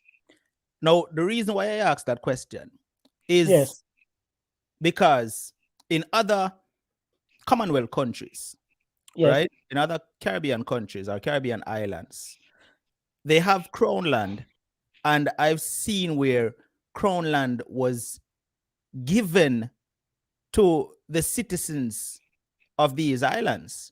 In other Caribbean islands, I've seen that where yes. after a certain period of time, the citizens are granted a piece of land, a piece of crown land, and not only government personnel and them family get it. We're talking about regular citizens. So have you ever heard of anything like that in a Jamaica where a regular Jamaican citizen gets some crown land? Carla, please hold the line for me while Marvin answers this question, all right? I don't know about a regular Jamaican, but I can assure you that we have had international people come right here in Jamaica and possess lands, bank accounts, and stuff that ordinary Jamaicans cannot possess. And we have to pay the taxes, land taxes and stuff on the regular land. But people, right now, if a Chinaman wants to come to Jamaica, a white man, or some other nationality, or whatever, ethnic group or whatever, come here, we give it to them. Once they have the right, if they have the right price, then get it straight. And it is Right, sad. so we have a caller with the first caller. Caller, good evening. Thank you for calling. You're live. Go ahead. Good evening, unstoppable respect, man. All and respect to it. Good to see some real Jamaican out there who have actual sense. We ask the right questions and seem as if them have the discipline and the determination and the will to get a better tomorrow. I have two questions for you. Yeah.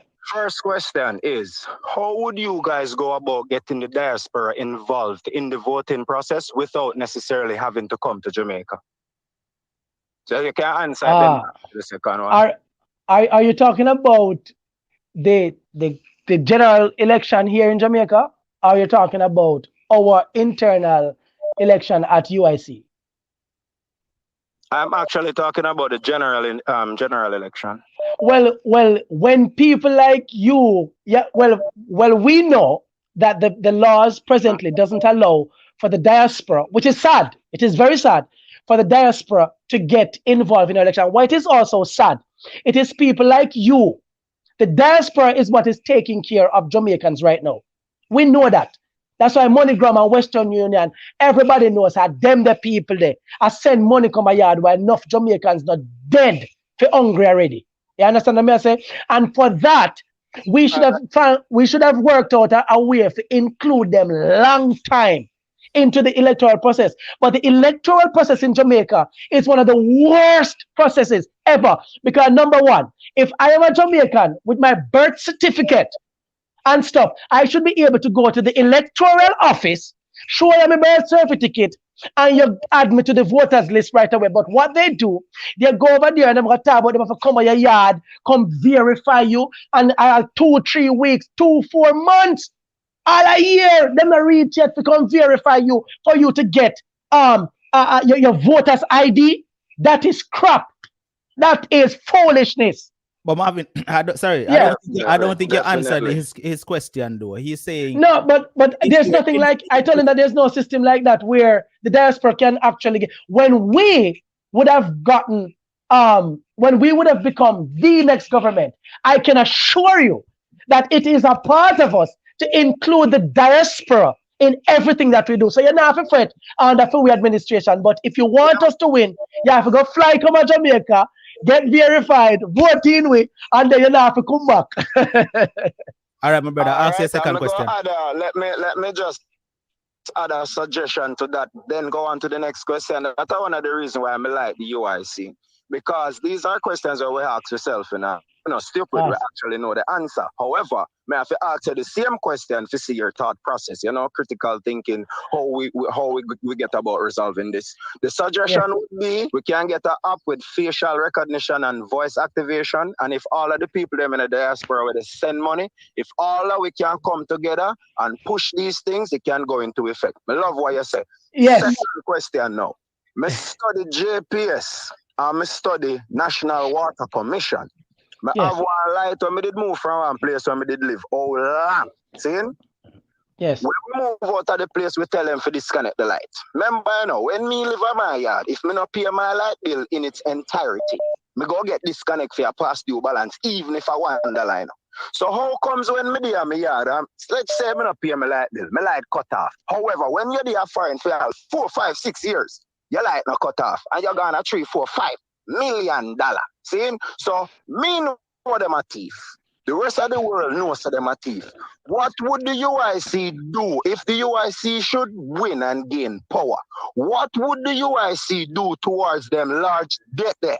Where National Water Commission have what them a sell to collection agency? Because they say me owe them 700,000. So what would become of that 700,000 under your government? What could you do to assist us? Well, one thing's for sure, we believe that water is the basic necessity of life. Every Jamaican should be entitled to water. Of course, the UIC, being the People's Party, we're going to make sure that there's no Jamaican that will be without water.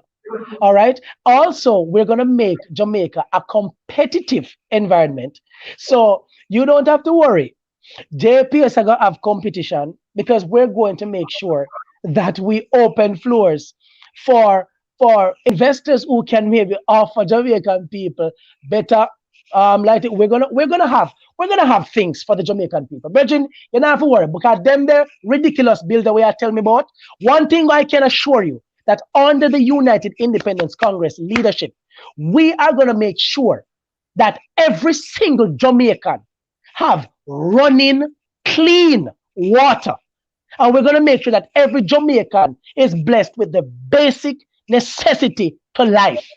We're going to make sure that is our fundamental priority. You think we would need some sort of like how you normally don't use the Office of Utility Regulation, whatever them name, I don't remember, because a long time I left. OUR, yes. Them basically are OUR.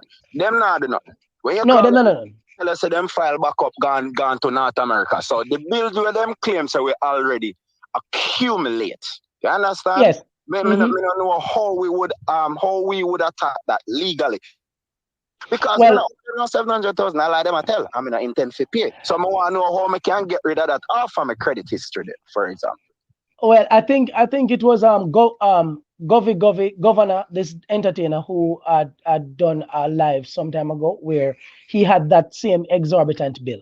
There are a lot of bills and stuff here that have been exorbitant to the Jamaican people. And when you look at what their income, what Jamaican people income is, it is just utter ridiculous. Nobody can afford those bills, but people should be entitled to water. I am sure that the UIC, we might not have the right answers now as to what our course of action going to be. But what I can assure you is that at the end of whatever we do, the Jamaican people will be smiling. That's for sure. I think under Portia administration, she had done something was the ticket amnesty. The ticket amnesty for outstanding tickets and people who have whole particular.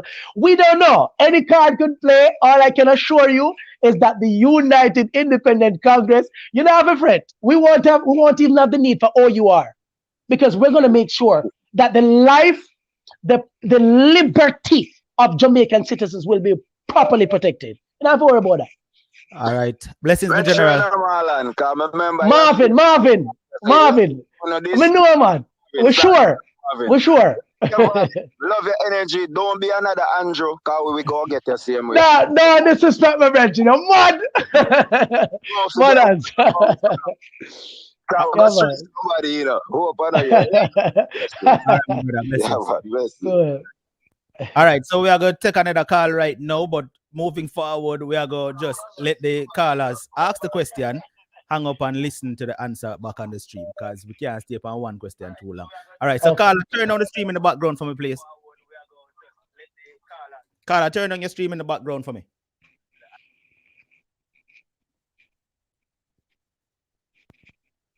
All right, Carla, you're live. Blessings, ask your question.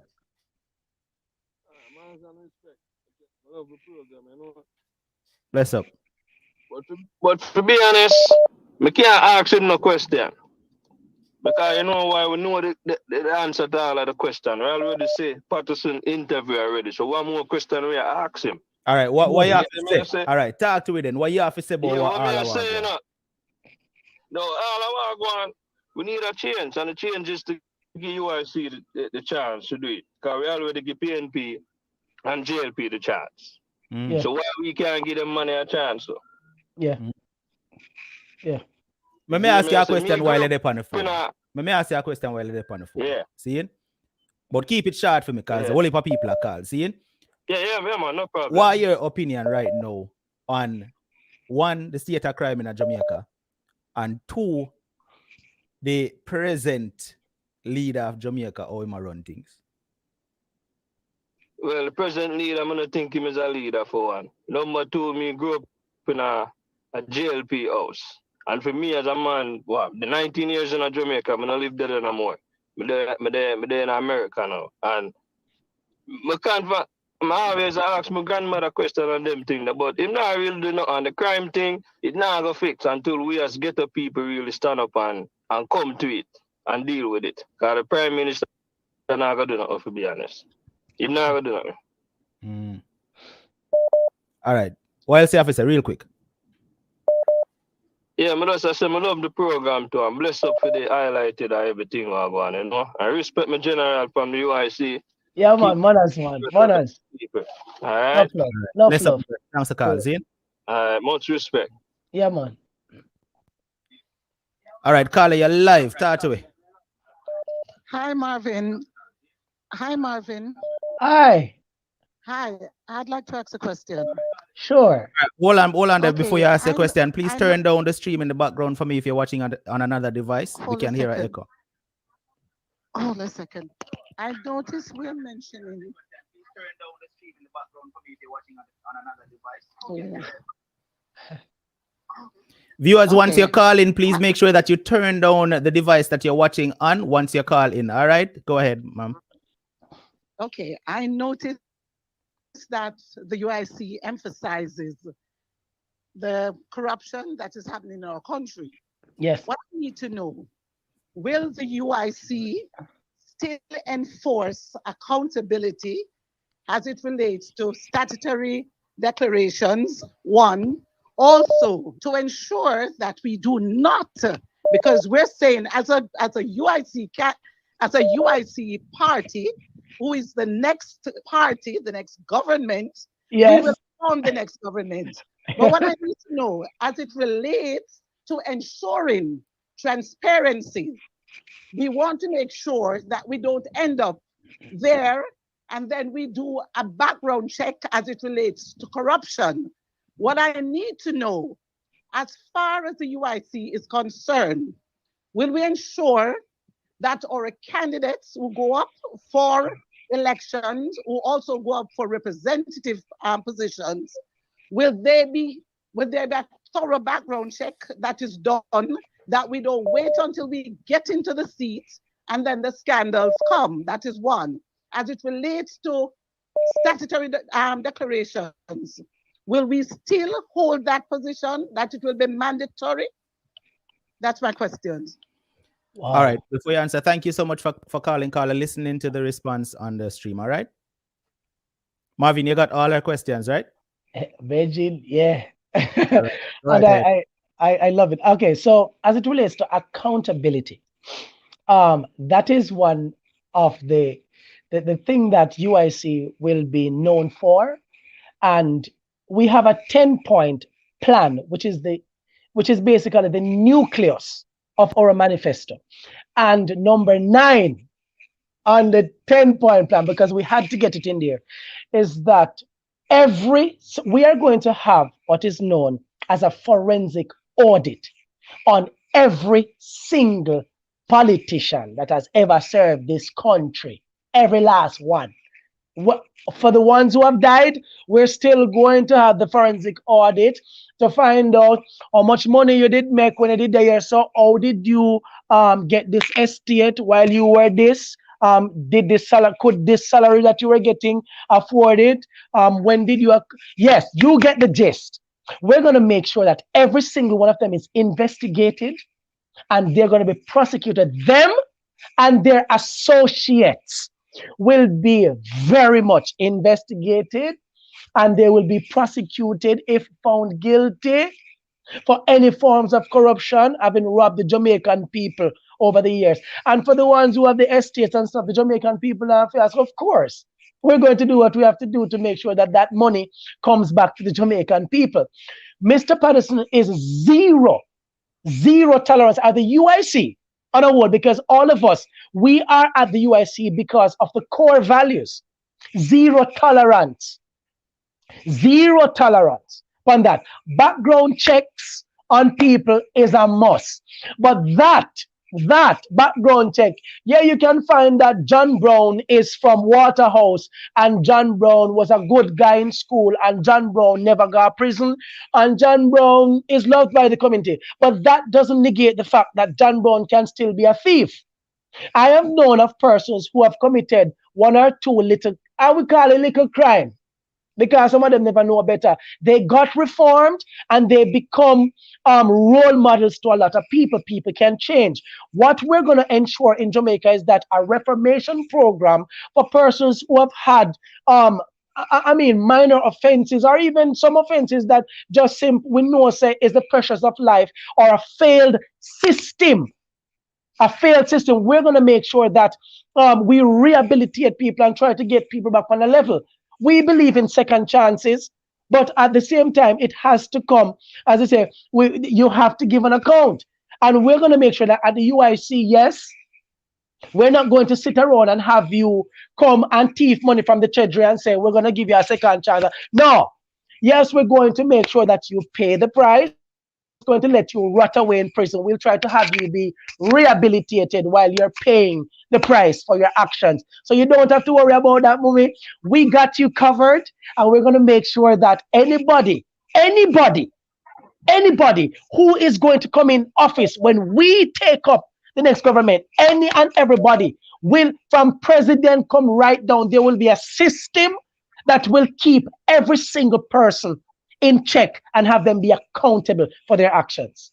All right, Marvin, you need to keep some of my answer them short though, because a whole heap of people are called. Yeah, listen, they have time. Right.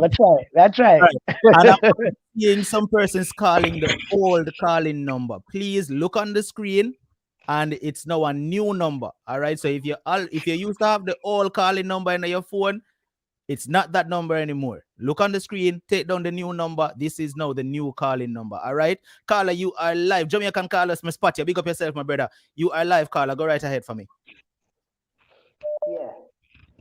Yeah, me live? Yes, you're live. Go ahead.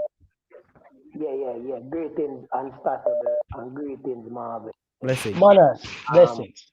A question I want to ask, right?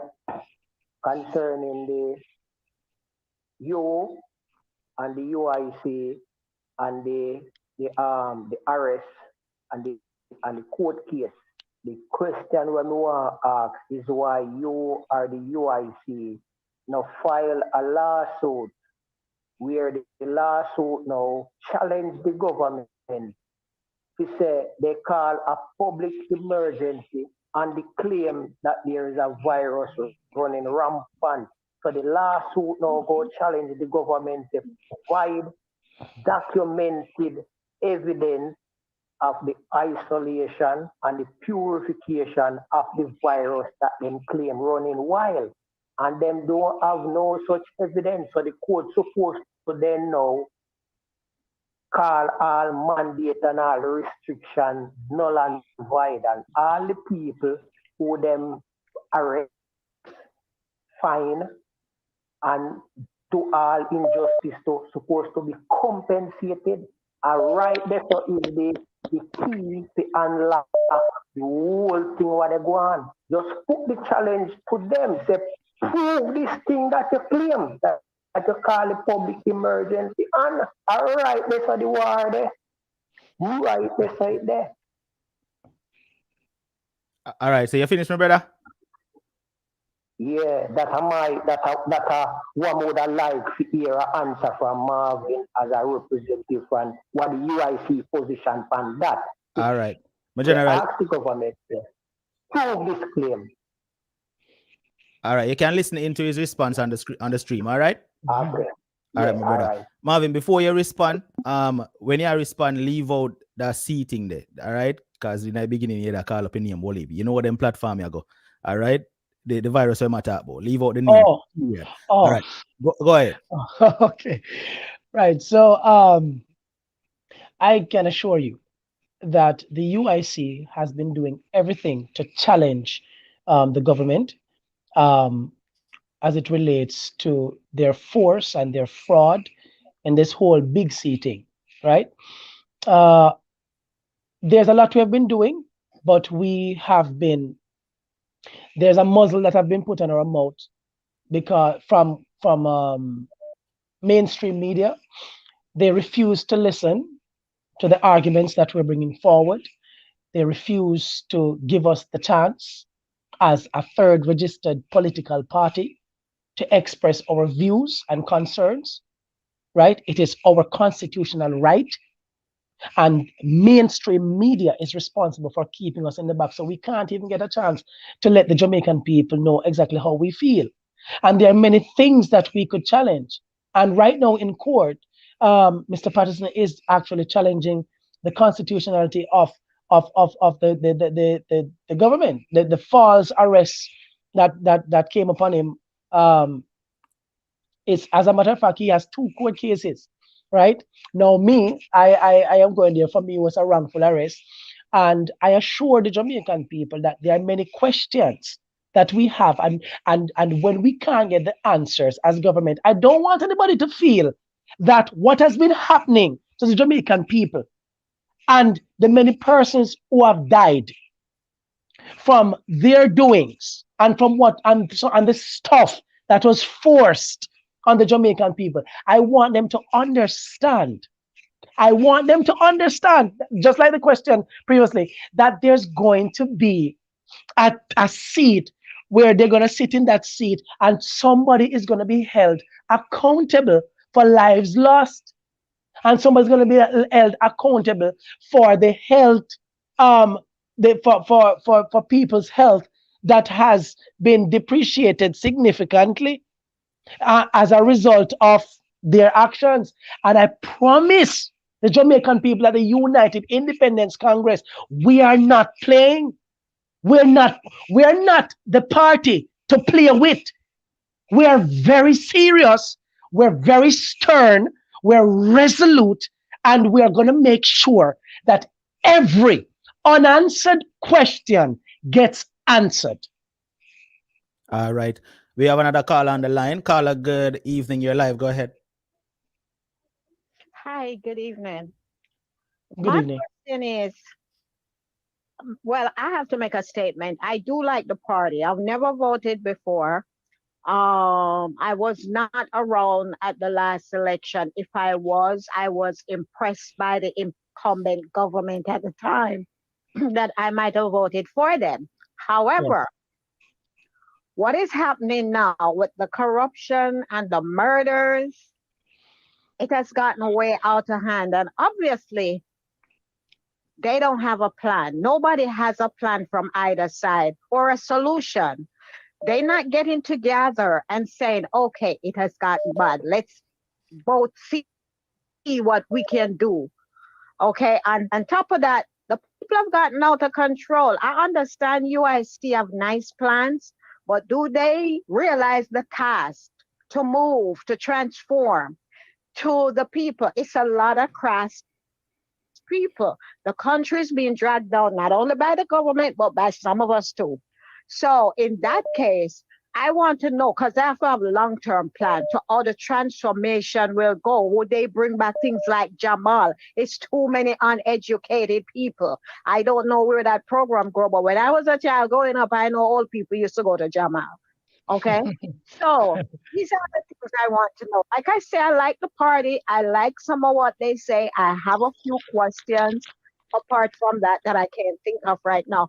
But they are speaking what most people, most decent Jamaicans want to hear.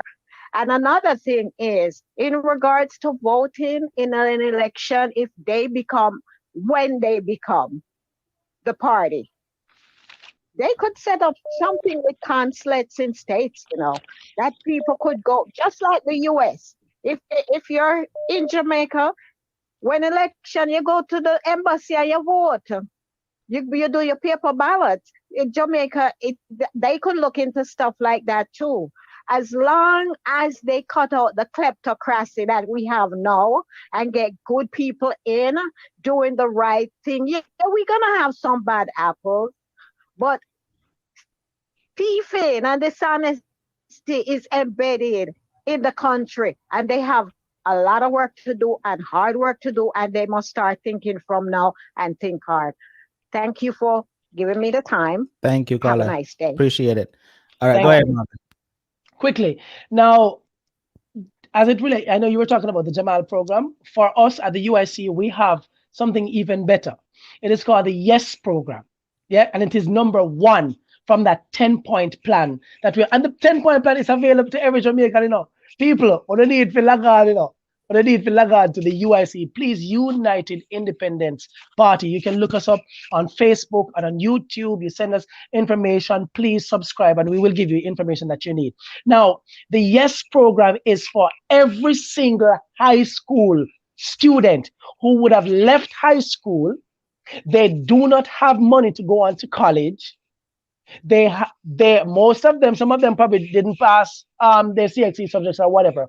What we can guarantee the Jamaican people and all the parents, you don't have to worry.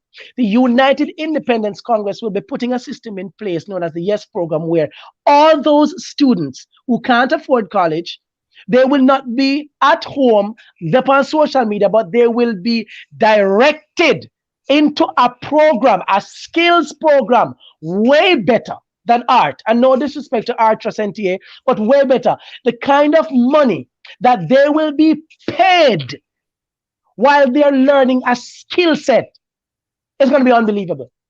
And I can guarantee you that, yes, the same 10% GCT and the 10% income tax that we are proposing to the Jamaican people, that will be the core to operate on everything. It can happen with it.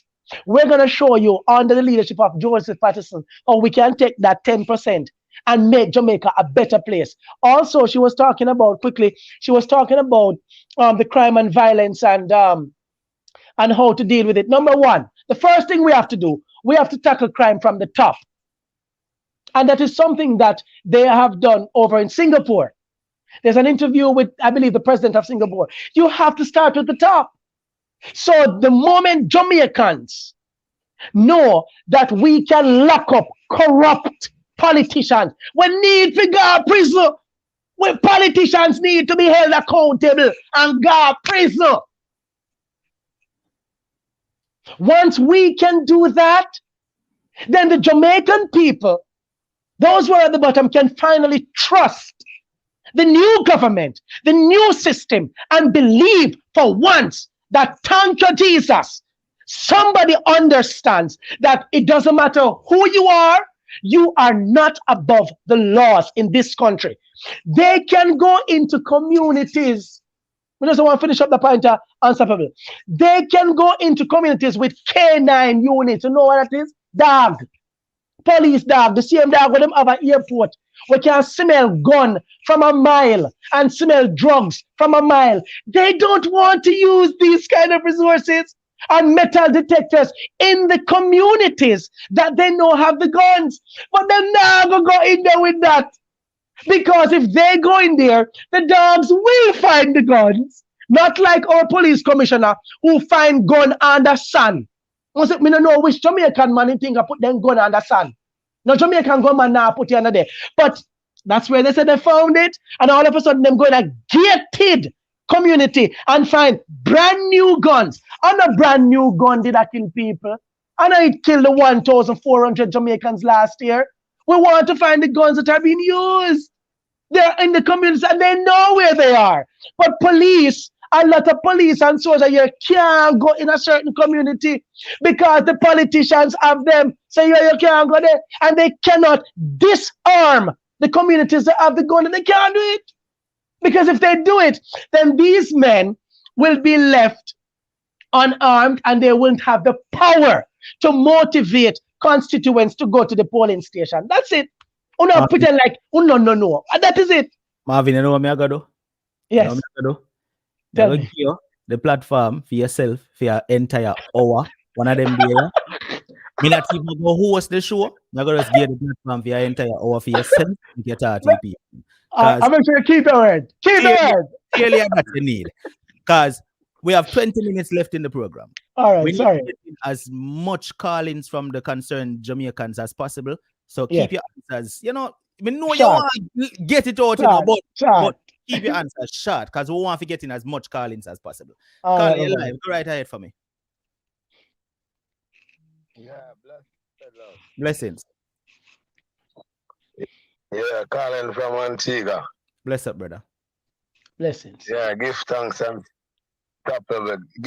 unstoppable for the work we are doing, you know? Manners, my brother. Because the work we are doing, it's so excellent because the media, them should not do this work. But the man say who feels it knows it, you know? Mm-hmm.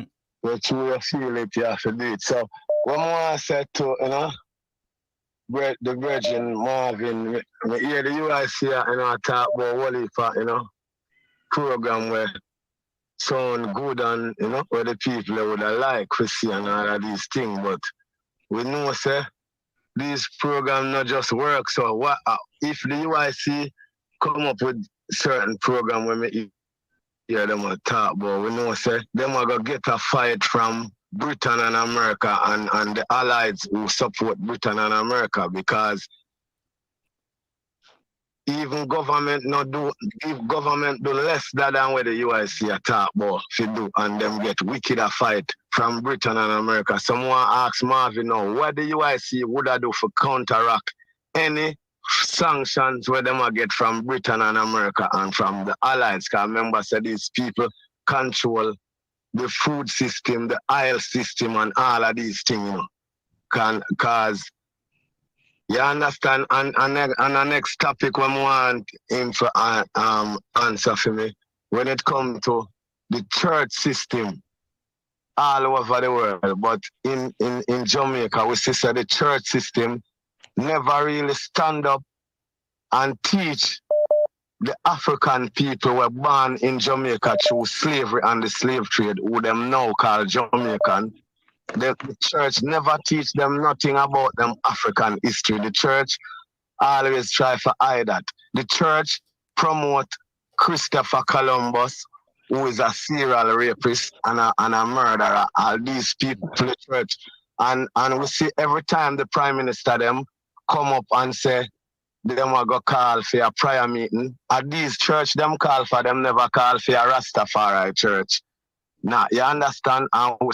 And Rastafari Church is the one who always teaching the people of them African identity and make the people them know, say, because Marcus Garvey said black people future is ruining the West. You know, Marcus Garvey made that speech in the 19th centuries, and that speech still valid today. If the black man not go and set up an empire in Africa, no care we not gonna get respected because Africa are the black man birthplace. Just like how Europe, the white men set up himself in Europe and then come establish himself all over the world till him conquer have and call we West Indies. Till up to now, many people still are called down in the Caribbean West Indies through Christopher Columbus. Like, so I'm not going too much because there's many things to say, but I just want him answer them to topic there for me, my Lord. Honorable Prophet Unstoppable, my Lord. All right, my brother. Blessings. Appreciate the call, see? And this Bubba Royalty. So, check out the song with say Rasta Say Love. Show you how a real Rasta video do, Rasta Say Love by Bubba Royalty on YouTube. All right, Big my up brother. on. All right, Rasta. Yeah, the blessings. Go on, Marvin. Quickly. I mean, as it relates to, his passion, obviously he's a Rastafarian, which is, of course, another, I want to say, a religious group. There are many groups. The UIC respects everybody's rights. Everybody's right to whoever you want, whoever you worship.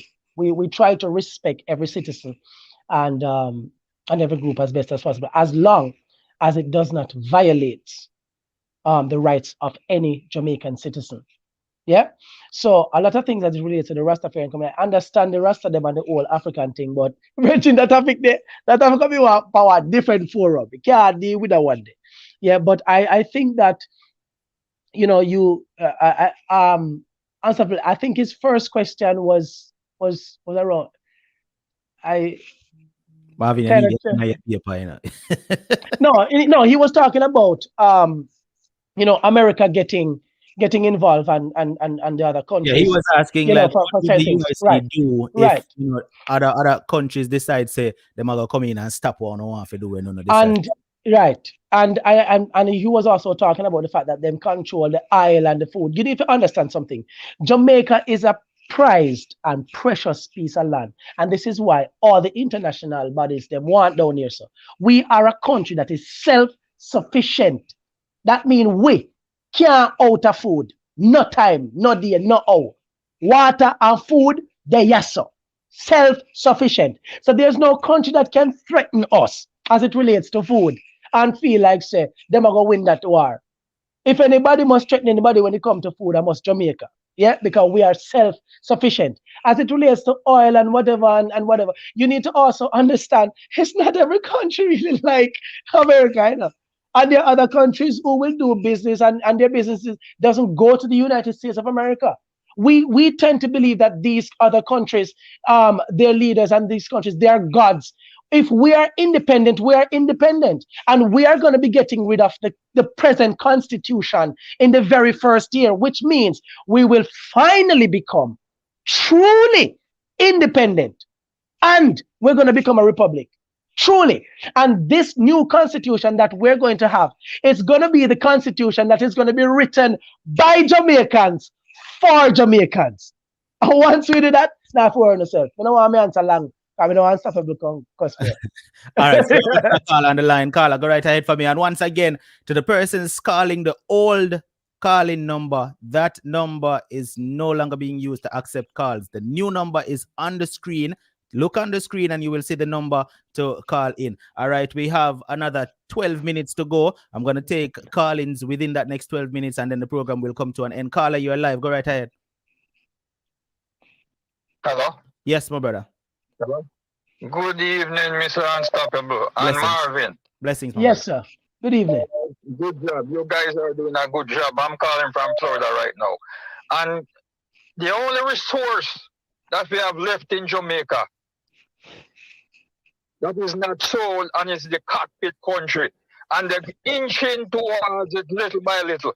And I tell you, say, man, my heart bleed when me hear say that those people want to go up there to mine the cockpit country. What are you going to do when you become the president, the UIC become the next president? Because, me mad, man, when me say they want to go mine the cockpit country, and the only place left to get some fresh air and water. I mean, mad, I'm right here now, I will take a bullet in my head right now to protect the cockpit. So you tell me what you're going to do when you become the president. All right, now listen. All right, my brother, blessings. Go on, Marvin. Keep it short. All right, very, very quickly. Now, we have seen just recently how the Prime Minister has disrespected the Maroon community. The cockpit community is a prized, very, very prized community here in Jamaica. They are responsible for more than 60% of the water supply in Jamaica. We have to protect it. This simply means that when the United Independence Congress would have taken up office, become the new government, we can assure the Jamaican people that there won't be any more mining. There won't be any more mining in Jamaica. And I can assure you also that nothing else cannot be sold in Jamaica. And you're right. The only thing left to be sold in Jamaica is not just the cockpit. The only thing left, because right now I feel like even the cockpit country gets sold. Just because we probably don't know about the dealings yet. Because they're still up there mining and carrying on. And this is why the Maroons are fighting and having a warm time for a treaty that they have signed that is respected by the United States of America, and every other country honors it and respects it. Only the Prime Minister of Jamaica can respect it. Yeah?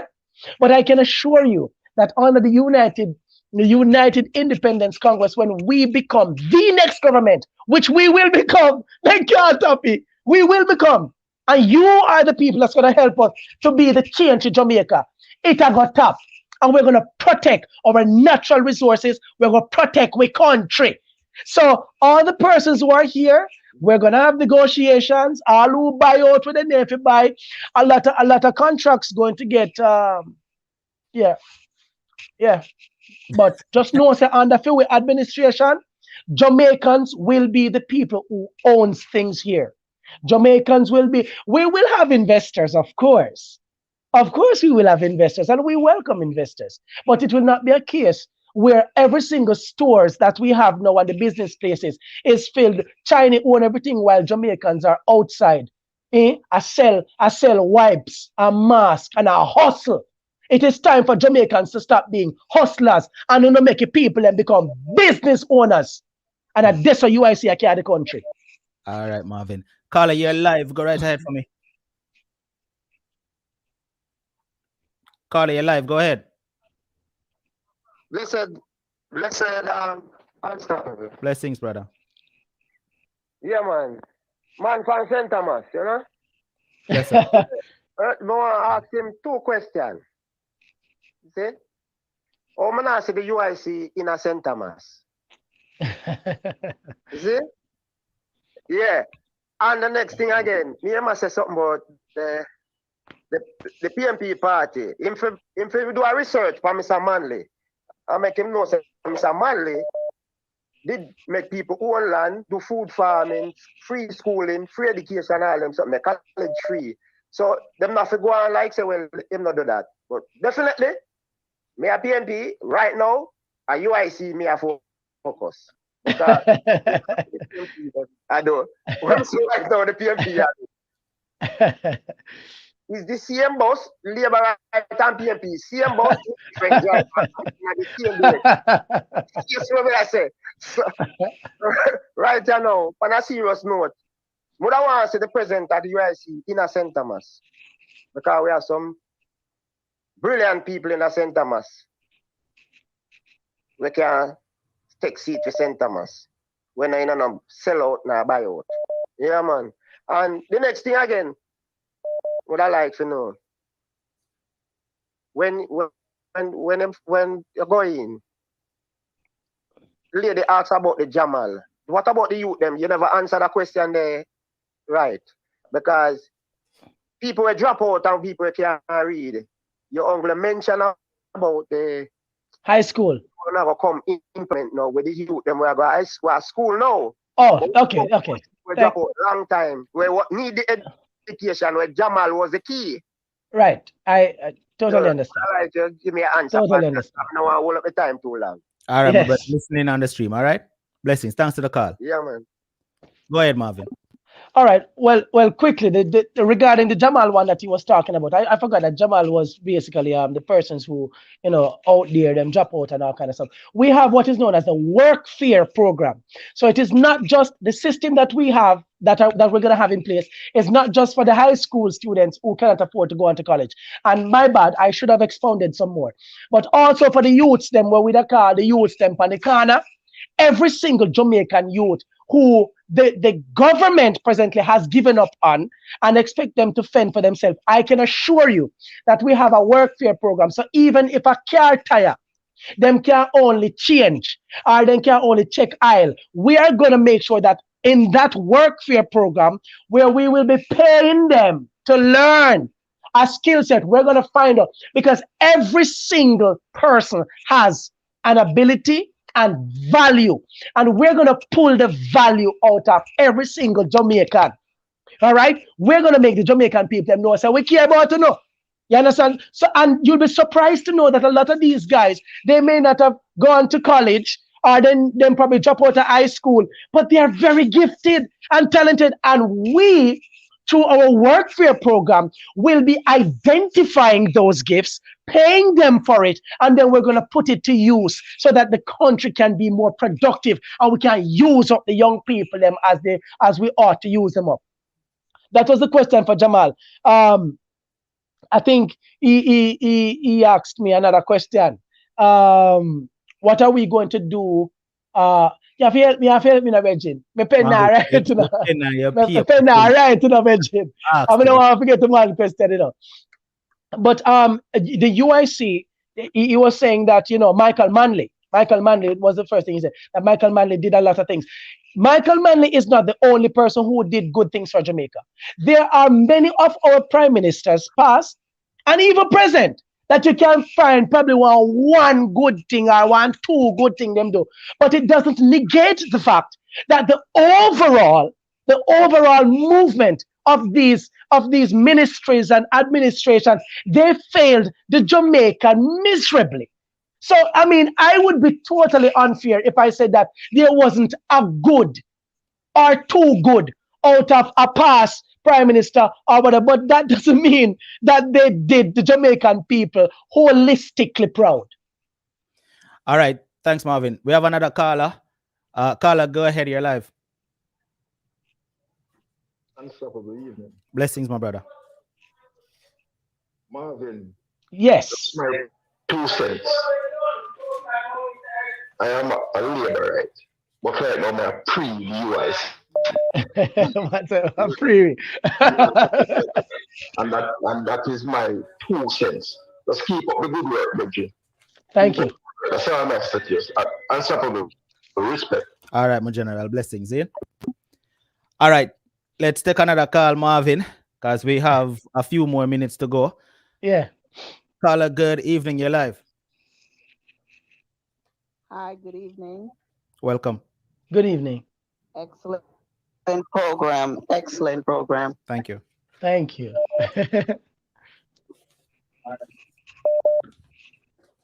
Go ahead, caller. We can hear you. Hi, good evening. I want to really big up Unstoppable. I've returned to Jamaica since 2013. I worked in humanitarian relief, as you would know, humanitarian relief with major dollars to help so-called third world countries. There's so many individual Jamaicans with a lot of money and a lot of affinity for Jamaica. There are corporations with affinity for Jamaica, but they do not want to do anything here because of the present status quo and the double standards and such. I really want to big up Unstoppable because the first time I heard of your party was listening to Mr. Patterson for hours. And I literally sent that thing out all over the place. And I'm telling you, there are a lot of us here in hiding because we feel the same way you feel. We have capacity to do things, to help. But it's almost like you don't want to help. You don't want to speak up because you don't want to basically lose your life. You guys are the first time I would get up and register. I didn't even know where the place was to vote. And everybody who's saying you're cocky, yes, self-praise is recommended right now. There are so many Jamaicans who don't believe anymore in anything. You could see it in the comments. They're not gonna do nothing. They're not gonna be different. If we keep doing the same thing over and over again, a pure rotted madness, not even insanity. I'm gonna say it like I feel it. I grew up in New York. From 12 years old, I'm now 60. I Wow. worked in America my whole life to come home and enjoy my country. Wow. I'm hearing people who are afraid to be here. People in America, Jamaicans in America, I'm saying to y'all, the regentrification that they did to clean out Brooklyn, to make Brooklyn and New York and Harlem be so fearful of being there. All the black flight, where we live, we don't live nowhere. We don't own nothing. I came to Jamaica and I didn't have a Jamaican passport. I went to the passport office and it's pure non-speaking English, non-Jamaican people in there getting their passports. There are people in this country that get it. They're investing in our country while we're throwing it away. And we're throwing it away in our effed up votes to JLP and PMP. Those are gangs. They're gangs. Right about now, this is the first educated young man. I just totally respect you. Because you got to keep it real for us to get it. Some of we have been sitting. You know, I grew up speaking American English, but I've been home for 8 years. 60 is not old. I know a lot of influencers in the world. There are a lot of Jamaicans. There are a lot of people who want to. There are people who have offered. I sat down in meetings. They offered to give us 10 fire trucks for each parish. Wow. Not 15. They offered, and this is a fact, people from Canada, they offered to give us garbage trucks, 10 of everything. They offered to give us inner city solar systems. We don't know. We can and you're talking about Singapore. Singapore came here. We were a case study for Singapore a long time ago. That's you know true. that, young That's man. true. We were a case study. They model stuff after we, and when we gone to the dogs. I listened last week to Bob Marley worldwide in Dubai. They were singing "No Man No Cry." In the Gaza over in Israel, in the Gaza Strip, them make peace, singing "One Love," Mabal, and we did nothing for that in Jamaica because we're hateful and racist against one another. I live next to a luxury hotel in Jamaica. Those people come in and come out and enjoy themselves and lock in. And the rest of Jamaica, we're afraid to be anywhere. This is our one chance. You know what Super Bowl the other day, Eminem said? One chance, one opportunity. One we have left. We don't have nothing left. That's true. We don't. All we have left is a next opportunity to try something else. And I tell my mother is 80, my aunt, all of these influence, they're 80. I say, I want to set Jamaica away.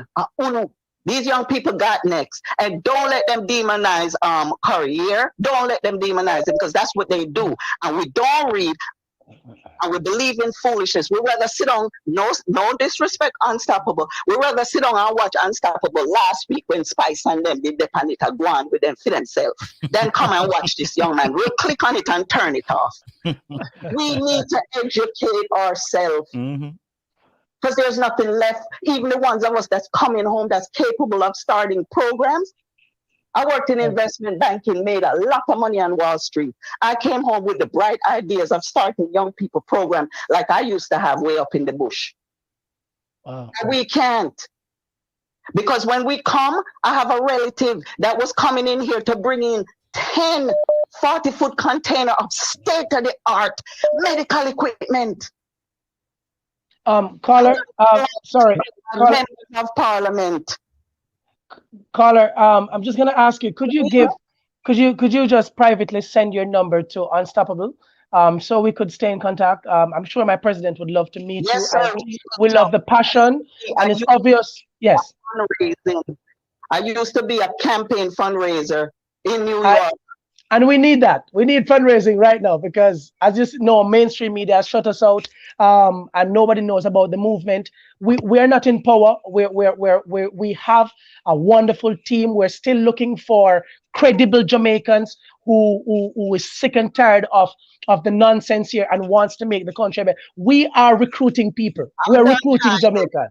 If I'm gonna die for something in Jamaica, I'm gonna die for something because this is some real going on down. We would be more than happy to have you and welcome you. Could you just please give your number to Unstoppable privately? And thank you so much.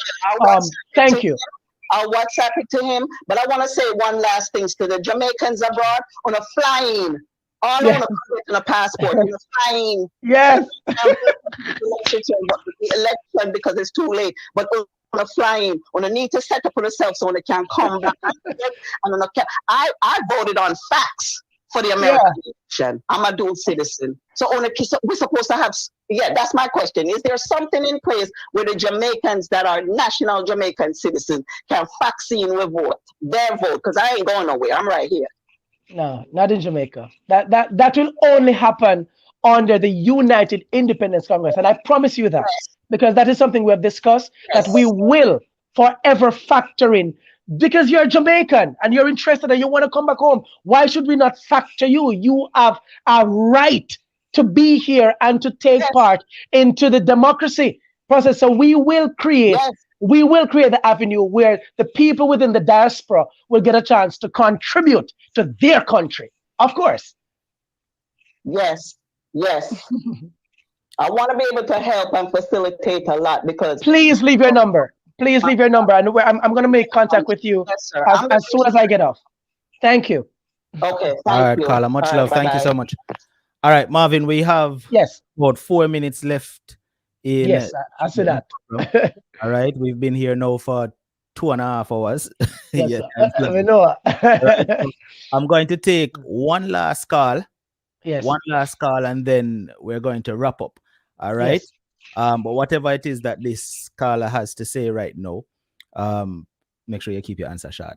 all right, my boss. I promise. As we know, you go already, Yeah, but man, promise. Like I said, though, I'm going to. I don't know how your schedule is for tomorrow. Brethren, I'm available every day. I'm ready to run tomorrow again. Marathon. You see somebody in the comment section say, Unstoppable would have listened to Marvin for your entire day. So what I'm going to do is I'm going to schedule you for your show tomorrow evening, right? Awesome.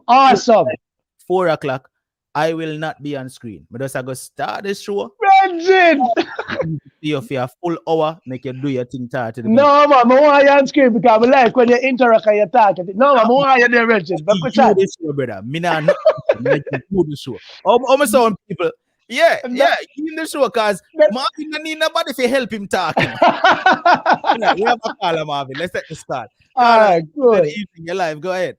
Hi, Blessings. Good to get you guys. Yes, I must say to you that I'm very proud and happy with this man that come on stream. Because I'm saying, man, Jamaica is singing, we want to replace a sing down here, But I want to say that regardless of the Bible time, God Almighty, this has come too quick for we. Me glad for the man come. And why I confident Mr. Pattison. Mr. Pattison didn't write paper and come out and read off a paper. The man have a vision to Jamaica so till it in his stomach like a time period. Yes. The man come and me tell all of my family them who go vote for this and go vote for that.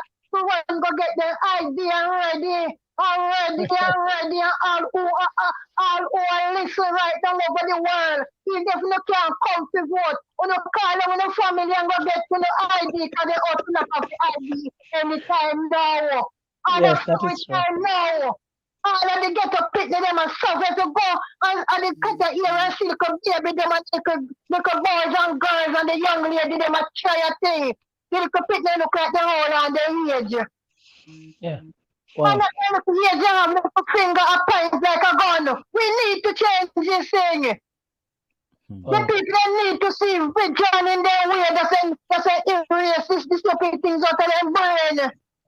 Yeah. This is no selfish thing because when you go by state, if one person from Jamaica commit something when they say Jamaicans. We need to be a proud people like us when they try to bring this thing on stream make people can live it. Yes. The manifestation from all those people. I'm tired of this. And what you people should notice whenever the election come around and they need to beat on this, they carry out chuck a vote. And they carry out chuck a tank. And I give the people them and I give them chop down for the whole 14 parish. And I know some of them that get paid yet. Wow. And there's an initiative with the like on the know because there's something on my head long time. And what I need the people to do, what I need the people to do in the future, I to stop the ghetto business there with this other thing, all the crime and so forth. I each parishes in the ghetto area, them you have very much good people, them all of them good because I'm turning to them what I need them to do. Because I see ghetto area down here. And they have young girls who can do here. And they must have been doing here on the street. Then go over a seat to sit on some oil pan. All these things need to look into if me can do here, help me to get a chair and get something for the help to do the ear. Or who can do plumbing and let them get the little tool to go and do the plumbing. Who can go tiling, let them get the thing to do tiling. Who want to wash vehicle, let them get something and set it up and can pay the water rate and the light bill and wash vehicle and cool down the thing. Hello, we need to get somewhere with the vision. I'm happy to Mr. Gentleman there because the vision sitting in front of the Jamaicans so till the man not have to walk with paper, the man talk it out. Yes, thank you. Thank you. Man, and I'm happy for it because I start calling my people them whether they want build highway or they want build slow, we are free them this. And if they want give them money, then we take it, but when they go back and scream, them to know where they might do. Yes. And then what you, Mr. Peterson, need to do now, start put out in the logo, then put the X in front and shut before it make you get seasoned and people them bone. Me, I beg you, please, and do. You're right, Carla. I'm glad to get you. And we plan to do that. And to be honest with you, a lack of funding has been our main concern. And this is not even applied to get people money. The truth is, we're not in a power. And to run the 14 parishes of Jamaica, to even get flyers, out to every Jamaican and to get even some primetime ads. It's costly. We're talking about hundreds of thousands of Jamaican dollars. We not have it. But we've been doing the little and we've been reaching as much Jamaicans as possible. We are very organized. We're resolute, we're strong, and I thank you so much. As you can hear, I will be on tomorrow, Mummy. I can hear the passion. Me why you to come tomorrow. So make sure you tune in 4 o'clock tomorrow for Unstoppable. But we have to run. What time? 4 o'clock Jamaica time. Not 4 o'clock America, 4 o'clock Jamaica time. Some people, so no come on big time. All right, yes, thank you. Much love. Unstoppable, prefer to get all the energy to do this. Bless you. Thank you. All right. All right. So listen, Marvin, trust me, the people I love you this evening. Nadia, thank you so much for sending a cash app contribution to the program. It shows that you appreciate what I'm doing here. And also, Jennifer, thank you so much for sending in a cash app contribution to the program as well. Your contribution is totally appreciated.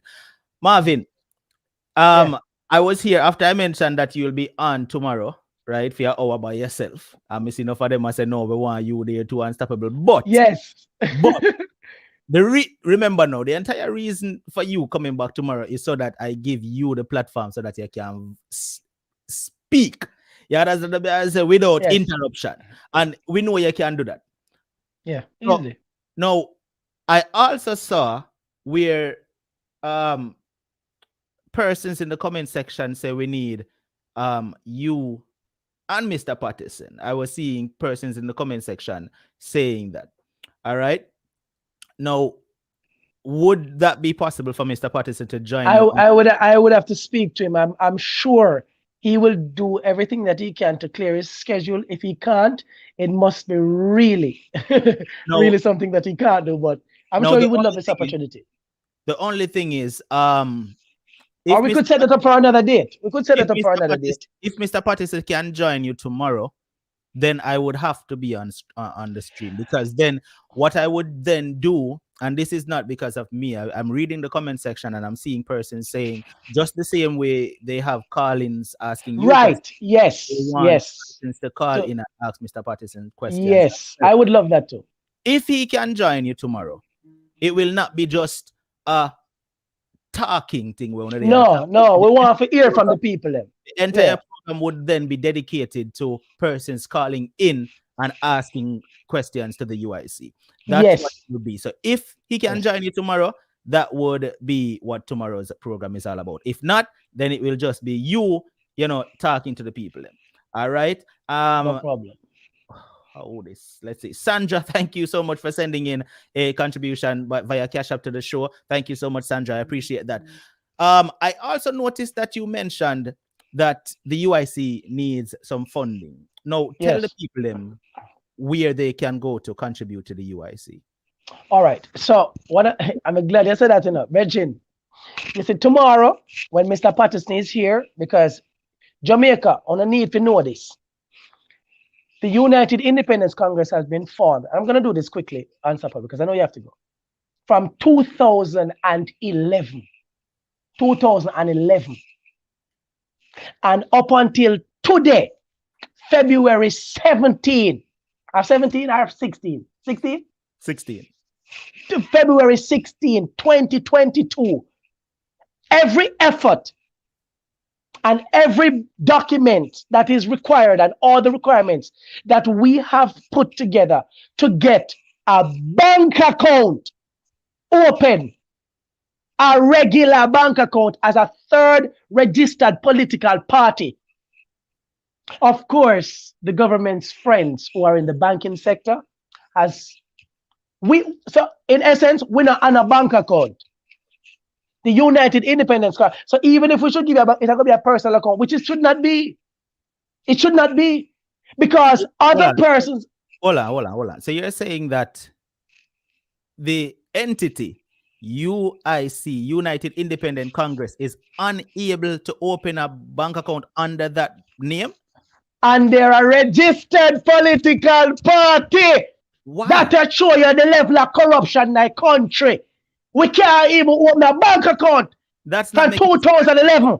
Sense to me, though, Marvin. It's not and every Jamaican gonna say a lie, but the president, I'm gonna try to get him on tomorrow, and then tomorrow we're going to tell you the various avenues one can send a contribution because we want it. But if I were supposed to give you a bank account information over here, so how we could I get the funds to it? And you're gonna say, well, on, but this not even under UIC. This under one personal account. We're not gonna say it looks shady. That would look shady to anybody. Of course, they're gonna look shady to anybody. So we are telling for no. A party would want to see that the bank account attached to that party should say it belongs to the UIC. But my other question, because this right here is so upsetting now, Marvin. Okay, I'm going to tell you. But the Chinese man then come here and the Indian and the man have overseas account, local account, yeah? Hold on, man. Did the UIC make attempts to open accounts in all of the banks them in Jamaica and get blocked? From 2011. From 2011. That is total nonsense now. 2022 now, and we can't get a bank account open for the registered political party, so that when people give us donations, it passes through the legal account and we can give accounting information and accountability to the Jamaican people and them are try. See there? I said they lock up everything. See there? Well, and Marvin, what okay. Mr. needs to do is he needs to open an account overseas then, if that's the case. But of course he has an overseas account. But no, again, UIC overseas account is what I'm saying. He needs to open an account overseas under the name UIC. I know we have an account. I know we have an account. But I know it is not a local account with UIC, as in it's for UIC. I know we have an account. I don't know if the international account is under UIC. I'm not sure if that is even allowed, because it's a political party and maybe there are stipulations where overseas government will not do that because, money laundering thing. Why would you want a registered political party have an international account? I don't think any bank would really want to do that. There are avenues to get money to us, but as I said before, tomorrow we will show. But I had to let the Jamaican people know this. This is vital information. The people, they lock we down. Me and TVJ, CVM, and the whole of them. The other night, CVM called us, and they called Mr. Patterson maybe about he didn't even have time to prepare, which is the awesome thing about Joseph Patterson. Him don't need no time to prepare. And them just boom. We'd like to come on right now, prime time, boom. Him not even have time. He just took on into it and sit down in the office and went on, and questions were thrown at him. And of course, he handled himself as I knew he would, a professional. All right, Joseph now have to look out for the paper. We don't need to look out for the paper because we mean what we say. We don't need to come here to come fool the Jamaican people them. We want better for the people them. We want better. And we need to break down the classism in Jamaica. I told Jamaica they are the rich people and the very, very poor. And it don't need to happen like that. We don't want every Jamaican to be rich if it is possible, sure. But what we would like is for every Jamaican to be placed in a position where they can retire with dignity and they can live in a dignified environment. Straight. And that you want for people them. When they get a youth, them not for me now, get a youth. But law-abiding citizens who are hustling, yeah, that we want in the country where entertainment can turn back up. We're not going to lock down business and the foolishness, you know. We do have plans in place if there is a true pandemic. Yeah, of course we're going to take matters and we will know exactly how. But we promise you that the Jamaica that is going to be, number one, we're going to be the number one organic food capital of the world. We're going to have a workfare system for everybody. Oh, time. Oh, yeah. That's, right, yeah, that's why yeah, I get tomorrow, yeah. remember. Yeah, tomorrow. Sorry. Good night, Jamaica. Yeah, thanks. People, ready to start the show all over again. Yeah. Sorry. Yeah, thanks. No fluff. I'm back at me tomorrow and go lie down. Yeah. Miss Elliot, myself over there on Facebook. Miss Elliot says, "Me I go wash my foot for no one wait for tomorrow." Big up, Manners. big up yourself, Miss Elliot. And Susan, thank you so much for that cash apps and contribution you sent in just now for the program. I do appreciate it. And to everybody who sent in a cash app contribution since the program has started, thank you so much for assisting this show to continue to do what we do. All right, Marvin. Listen, as me say, the reasoning was good, as always. All right. Yeah. And tomorrow, obviously, message me throughout the day. Let me know if Mr. P will be able to join you on tomorrow. And if not, it will just be you on screen talking to the people and spilling the passion. All right. Yeah. Okay. There are some questions that I myself wanted to ask, right? But it's not about me right now. We're going to leave that for another reasoning between you and I one next time. Yes, right? my boss. The people who wanted to call in and ask them questions, call in and ask, even though the phone still a ring off of the hook right now. We done, they are going into 3 hours and I feel like that's more than enough time. Yes. Marvin, listen.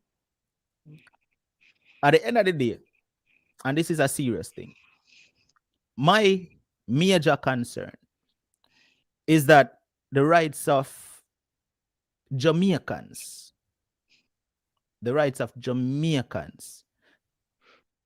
is protected. Yeah. You understand? Because one thing I can't stress enough is that a lot of we Jamaicans don't know our rights. You know, it takes some Jamaicans to have to leave Jamaica and travel overseas to realize that certain things that the police do to us in Jamaica was never right.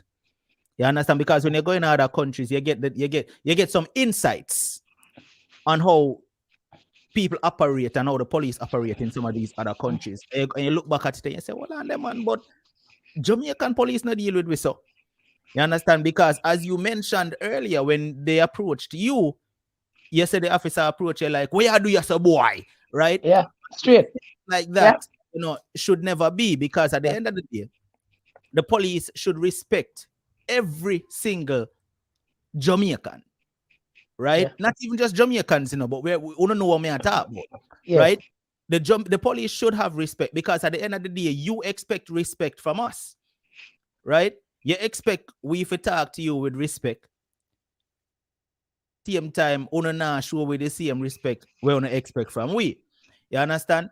Now, I have to stress it that Jamaicans need to know their rights.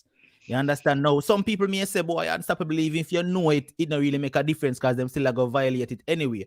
But if you know your rights, you wouldn't act a fool, as Marvin said earlier, right? You see, when you know, listen, there's a major difference too when you know your rights and when you don't know your rights. You know, you act totally different, you know, because some of we have our rights and give it away. You understand? Some of us will have our rights and give it away because we don't know our rights, right? Now, some police officers, they choose to violate our rights, even when them know say what them are do wrong. And it's because them say, them boy, you don't know nothing.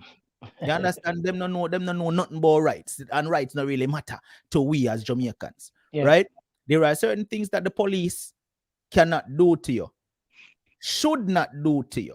Well, let's say that. Should not. That's why I'm correct it. Yeah, should not do to you legally. Right? And if them see where them can get away with it, them are going to do it. You understand? If they see where they can get away with it, they are going to do it. Me can tell you something right now, Marvin. If a police should ever approach me in Jamaica, them are probably want to try violate me, because them see me face and them know and them hear what me talk and them this and them that. Now, big up to all of the police officers who respect what we are doing. Can we have to big up the police officers? Yeah, man, good. The good one, them. Tell about them. Enough of them today. Big up the police officers who sit down and listen to me right now and I say, respect that youth here. Big up to what I say youth. You understand? Because me as a police officer, they are so to protect you, and me have to respect you the same way how I want you to respect me. So big up to all of you. But I'm saying, you gotta have some police officers where if them stop me on the road when me a drive, they might come up and say, boy, unstoppable, you always a talk about we are this or that and ray. But me, I'm going to remain calm and I'm going to remember that, hey, I know my rights. I may have my liars. You understand? Yeah. so that's it right there, right? So my reason for saying this right now is so that every single Jamaican listening who is in Jamaica, I'm not even going to talk about the Jamaicans overseas, because as I said, once you leave Jamaica, you get to learn things. I'm talking to the Jamaicans in Jamaica right now, because I was watching a video the other day, Marvin, and it was very upsetting when I saw the way in which the officer was addressing the young man that he was searching, right? It was very disturbing. No, for whatever reason, he was searching this young man. What he failed to remember is that this young man still had rights. Yeah. Understand? In the video, he might dig in the youth pocket, I grab out everything out of the youth pocket and just dash them a grung, right? Just dash them a grung, and the young man was like, officer, you throw my phone a grung, please don't break my phone screen. And him literally pick up the phone off of the grung and dash back the phone a grung, these are the petty things some officers do, And no accountability. The young man asked him, the young man said, officer, please, just watch how you throw my phone a ground. Please, me no want. And him, the youth say, please, please, me no want you broke my phone screen. And him bend down and pick up the phone off of the ground and intentionally drop it back a ground. Now, what kind of policing is this? You understand? But these are the things we are talking about right here. And guess what? Nothing comes out of things like that. Not a thing. Well, under the present administration, under the present one, because UIC a different business, different. Trust me, the prison right now, enough people in a prison, but we're planning to rehabilitate and use them because we have some good people in the prisons there. So where some of them they just they make some little mistakes, and we're gonna have a rehabilitation center, move them out. But you say them politicians there. And the high-ranking police and the little lower-ranking one them where violate the people's them rights and they judge them and they lie. Enough for honor. Hey, make sure so put on a pot pan a fire. Me, I go make sure say if some are dead in Jamaica, some are dead. But on Africa prison, on Africa. Yeah, I'm serious. We're not up. We're gonna wrap it up right now, my brother. So tomorrow, 4 o'clock, everyone who is here right now, set an alarm. Make sure say there on P's and Q's tomorrow. If it won't be Marvin and Mr. Patterson, it will be just Marvin. I talk to right? So set an alarm for tomorrow evening at 4. be here on time because we will be on time. All right. Yeah. Marvin, listen, my brother. It's always a pleasure to have a reasoning with your One family. love, one love, one Bless. Jamaica. All right, Unstoppable family, thank you so much for being with us this evening.